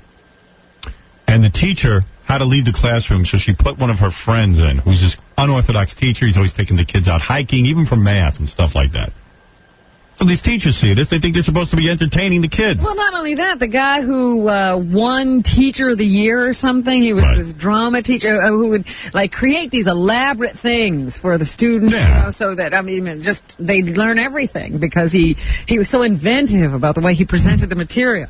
Yeah, hey, kids, this is your teacher, Jackie. Hey, kids, how do you keep black people from robbing your house? You put a now hiring sign in the window. Okay, let's do some math. Uh-oh, I think I did wrong. I gotta go confess. Goodbye. The teacher meets with school officials on Friday to discuss what's to become of him. The officials say he basically has two options. Okay. Resign or be fired. How do you know when a black guy's gonna get a raise? His wife is pregnant. Uh-oh, I better go down to the principal. It's funny, now the teachers have to send themselves down to the principal. I know, he ran to the principal. Hey, I'm sending myself down to the principal. Myself attention. Yeah. Hey, his wife's pregnant. He gets a raise. Oh, I thought it was funny. I didn't know. Hey, let me tell a Catholic joke. Hey, 3 nuns go into a bar. They talk to a parent. I'm going down to the principal. It's been downgraded to a tropical storm, but they say Dennis is still worth watching. Dentist? Dennis. Oh, Dennis. Hurricane. Right. Never made it to land here in the United States. Went out to sea, lost power. Right. And could turn back, though. So forecasters are warning that its unpredictable winds could gain strength and push the storm back toward the coast. So they will be watching. Can I turn my back? So there. Hey, this is just going to ask. Hey, you want to know some math? What? You're a good student. Hey, how come there aren't any Puerto Ricans on Star Trek? They ain't working in the future either. Oh, I'm sending myself down to the principal. Oh, this is your teacher, Jackie. Jackie, the racist teacher. Darryl Strawberry is he's black. Rejoining the Yankees. He was called up from the minor What do they leagues. call him, Strawberry? What? Yeah, he's black. He's Blackberry. Hey, I'm sending myself down to the principal. Oh. I can't believe the guy turned himself in. That's the greatest thing. That's the best part of the story. Excuse me, I just told a racist joke. And fans of that Who Wants to Be a Millionaire? He just has himself a hit on his hands. You think it's really? Do you think people are watching for Regis? No. But Regis is lucky. For sure, I could host that. They liked it. The ratings were up there. So you don't have to wait too long for them to bring it back. They're going to bring it back for 2 weeks in late October or early November at 8 or 8:30. So I'm writing a show, so you want to have $100. I'm cheap. Who wants to be 100 air? I'm your teacher, Jackie. Any black people in my class? Oh, good, okay. Hey, what happens if you put your hand in a jar of jelly beans? The black ones steal your watch. Uh-oh, I'm going down to this principal right now. Yeah, I'm a racist. Don't ever tell that joke, kids. Here, kids, now you learn a lesson. Don't listen to me. Citizenship lesson. Oh, and over in England, Hastings, England, a 17-year-old girl who had a habit of chewing her hair has died after doctors operated on her to remove a giant hairball. Oh, come on. Where'd you get that? Really? It is true. Holy mackerel. Which hair? This was in the New York Daily. What hair was she chewing? Came from the Associated Press. Was she chewing my hair? Oh, she should have chewed her armpits. That's unbelievable. Rachel Hay was rushed to Congress Hospital in Hastings with stomach pain. Hey, I'm a teacher. Why do black people think about sex? Because they have pubic hair on their heads. Send me down to the principal. I'm a racist. Send me down. Come on, I dare you. Oh. I know a million of them. From surgery, she suffered internal bleeding and died on January 1st. That's unbelievable. Yes, they say she was studying hairdressing. Everything with hair. And they called in an expert to make sure the hair was hers. Right. A pathologist said the hairball was a foot long, 10 inches wide, 4 inches thick. It was closely compacted and intertwined in the shape of a rugby ball. How did she do that? She used to eat her hair, and it didn't digest. It I used to eat my hair. stayed in there and became a hairball. I used to eat my nasal hair. It would grow so long. Said that she thought her daughter had grown out of her hair chewing phase. She used to chew her hair when she was younger, but we cut it short, and she was about 10, and they thought she had gotten over it. She began to grow it long again about 5 years ago. But nobody noticed her chewing it recently. Doctors were shocked when surgeons showed her a photo of the hairball. They couldn't believe it. It was a complication of surgery, however, that took her out of here. I did not know that. That's very interesting. Yeah, so I did not know chewing that hair, you could get a hairball. And my lecture's on her hair.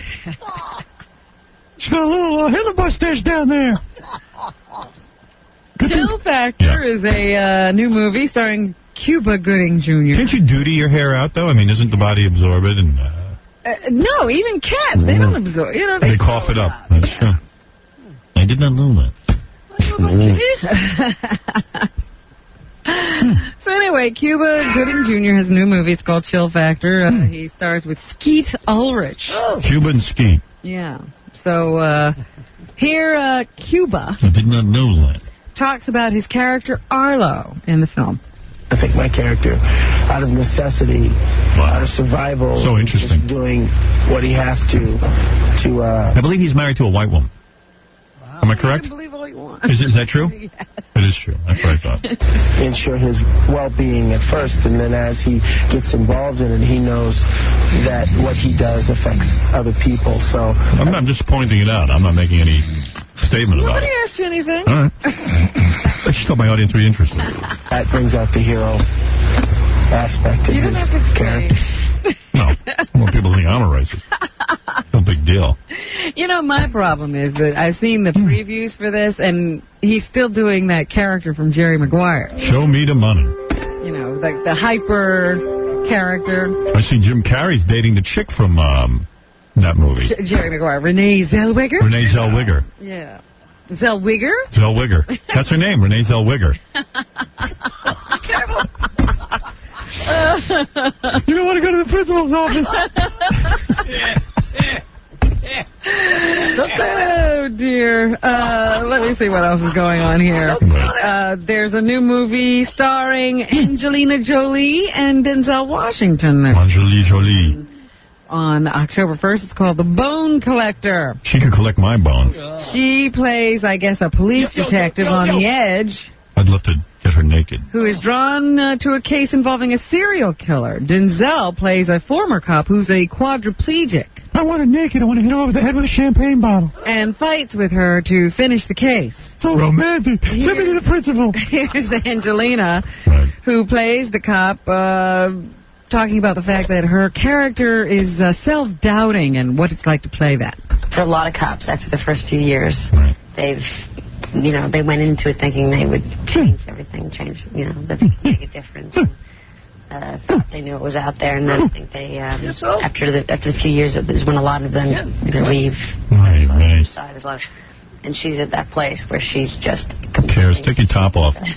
She's incapable, and she's afraid that she's not, she's afraid... You know why she has a belly ring? What? So she can hang an air freshener from it. Oh! That's true. I didn't know that. Yeah, I read everything about her. I'm very attractive. She eats her hair. Josh Brolin. Does that name ring a bell? Yes, that's James Brolin's son, and his stepmother is... Barbara Streisand. And he's in the 2 new movies. One of the movies has not been put out. It is owned by Artisan. Is that right? The same people who did Blair Witch Project. I didn't know that. That's right. I watched Entertainment Tonight. Plays a retard. No. Best Laid Plans opens September 10th, and it stars Josh Brolin. Plays a real good-looking retard. What was your dad's biggest influence on you in your chosen career? The way he combed his hair. I think the biggest way he marries those rich broads. influence my dad had on me was He gave me his look. said, don't get involved. There's another kid who's real good-looking. Yeah. Didn't have to learn how to talk. Don't become an actor. I think the ups and downs of acting, I don't think he wanted to see me have to go through that pain and that. Why'd your dad marry a woman who looks like an anteater? Into that. Such large fluctuations. So I think that was the best advice he gave me, and yet I didn't listen to it at all. Whatever. Cheers. And finally this morning, Robert Palmer, the guy who did Addicted to Love. The guy who performs rock music in a suit. Yes. Yeah, because he wants to be different. A new CD in stores titled Rhythm and Blues. Yeah. Here he talks about... When do these guys realize they're not current anymore? Cigarettes, and if they've had an effect on his singing voice. Yes, to the extent that I've got to cut down drastically when I'm in singing mode. But I bet you this album's piled high in the stores like Jackie's. I'm a smoker. Yes, I have to cut down about 5 a day when I'm singing. Otherwise, I go for the falsetto bits, and there's just a silly squeak comes out. And it's a great discipline that way, in that if there's thousands of people out there and there's nothing coming out your voice, you quickly fix it up, And does he mind singing the old songs on tour? I remember when he was, really famous. Yes. He was unavailable for interviews. Now he's talking about cigarettes. You can ask him anything. Yeah, ask him anything. I enjoy playing every kind of people, Bad Case of Loving You. Now you do. Addicted to Love and so on. I really do enjoy singing those songs. But it's very nice to juxtapose them with surprises, rearrange, update some of the pieces, and have such a broad range of music to be able to create a great dynamic in the show between bossa novas and heavy metal. Whatever. Yeah.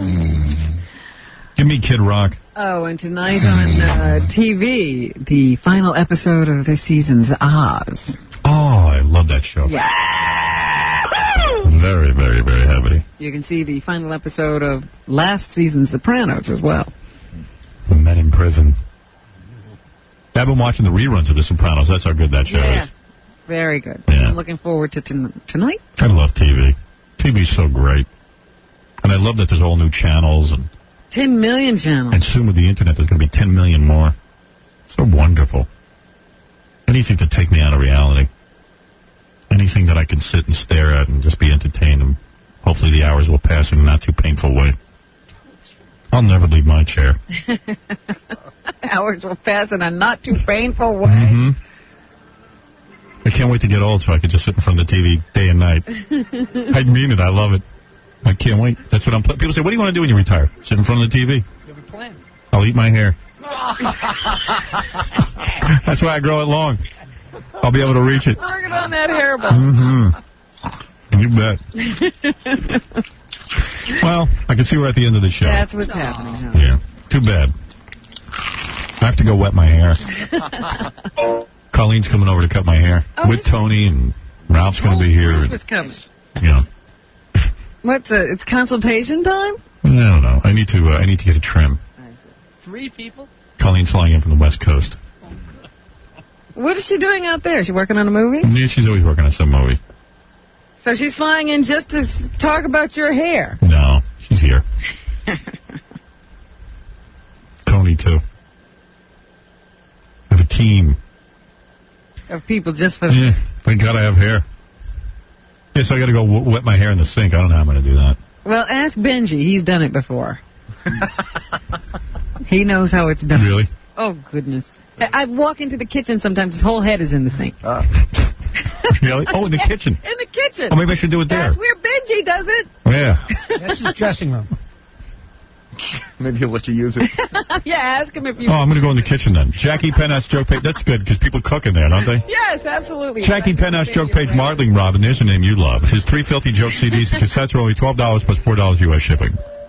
Buy 2, get 1 free so Jackie can sit by the pool at the Four Seasons. There you go. Call 1-800-323-KING to help Jackie out. He deserves it. Friday and Saturday, October 15th and 16th at the Riviera Hotel on the Strip in Vegas. For MP3 audio and new jokes, visit jokeland.com. Hey, let's thank Billy Gray and tell everyone to go to that new website that Billy created for the new guitar pick. F1pick.com. F1pick.com, that's right. You can also check out Chauncey Hayden on EYADA.com on Saturday and Sunday from 10 to midnight. This week's guest is Jay Barrymore, EYADA.com. He's got some internet show. I said to give him a plug. But I just didn't understand Yada. Me neither. Supposed to find that. There's going to be a lot of television in the future. A lot of worthless television. Hey, check out Saturday night's television show. Don't forget the E! Show. Also, every night. The E! Network. Yeah, we're there, too. Yeah, it's not like it's the end of our day. We are here Saturday. Saturday's a brand new show, the one where we go to the Bunny Ranch. Yeah, I The got whorehouse. It's great. It's a great segment. I've seen it. It's great. You'll love it.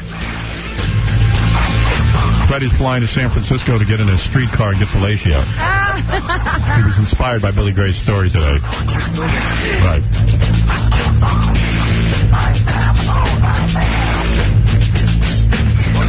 The Howard Stern Show. Rock Radio. K-Rock.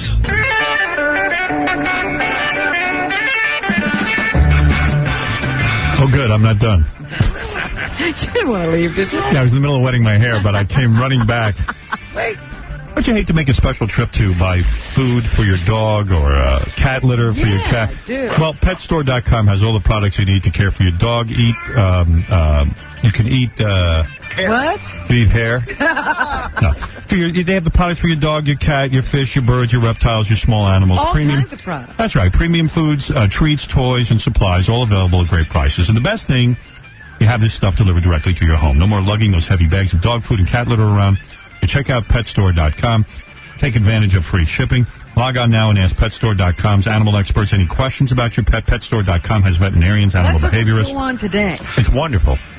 Product expert. You know, I got a black lab. You could go right online and start talking to these experts. What's your question? I don't have one, but if I did, you get an answer within 48 hours. Okay.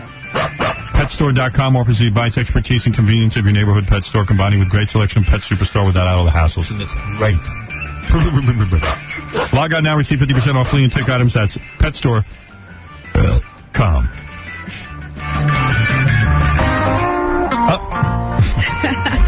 Speaking of .com, I got another one for you if you want. What .com do you have now? Homepage.com. What's that? It's the greatest. Baba Booey does it. You go on this webpage, they hook you up with a webpage right away. Your own webpage? Yeah, and they make it easy. You don't have to know anything. And they scan your pictures and do the whole thing for you. Yeah? Yeah, it's great. And you say, well, what do I need a webpage for? I'll tell you what you need it for. Everybody needs a webpage. Even if you take a web, you know how people are always asking for directions to your house? You put a webpage up there with directions to your house. Never have to do it again. And you put a password. Someone calls you up, you say, you know what, just log on to my webpage and here's my directions. Or you got relatives all over the country. You New baby pictures. You put the baby pictures up there and everybody just logs on. It's great. Or maybe you want to make checks. You put your own picture up there. You understand what I'm saying? And then when you're like on AOL or something. Put somebody else's picture. Yeah. Don't put Jackie's picture. He looks very old. You know how Fred's plumber found his wedding? It was on his webpage. He was there. Plumber's still very close to Fred. Yeah. I think he was the best man. And all you need to do is register a simple name. Like, let's say your name is Jane Doe. So you'd be janedoe.homepage.com. And you type in a few things about yourself. You select the kind of homepage you'd like, and you're done. It's so simple. Go to homepage. It does. Homepage.com.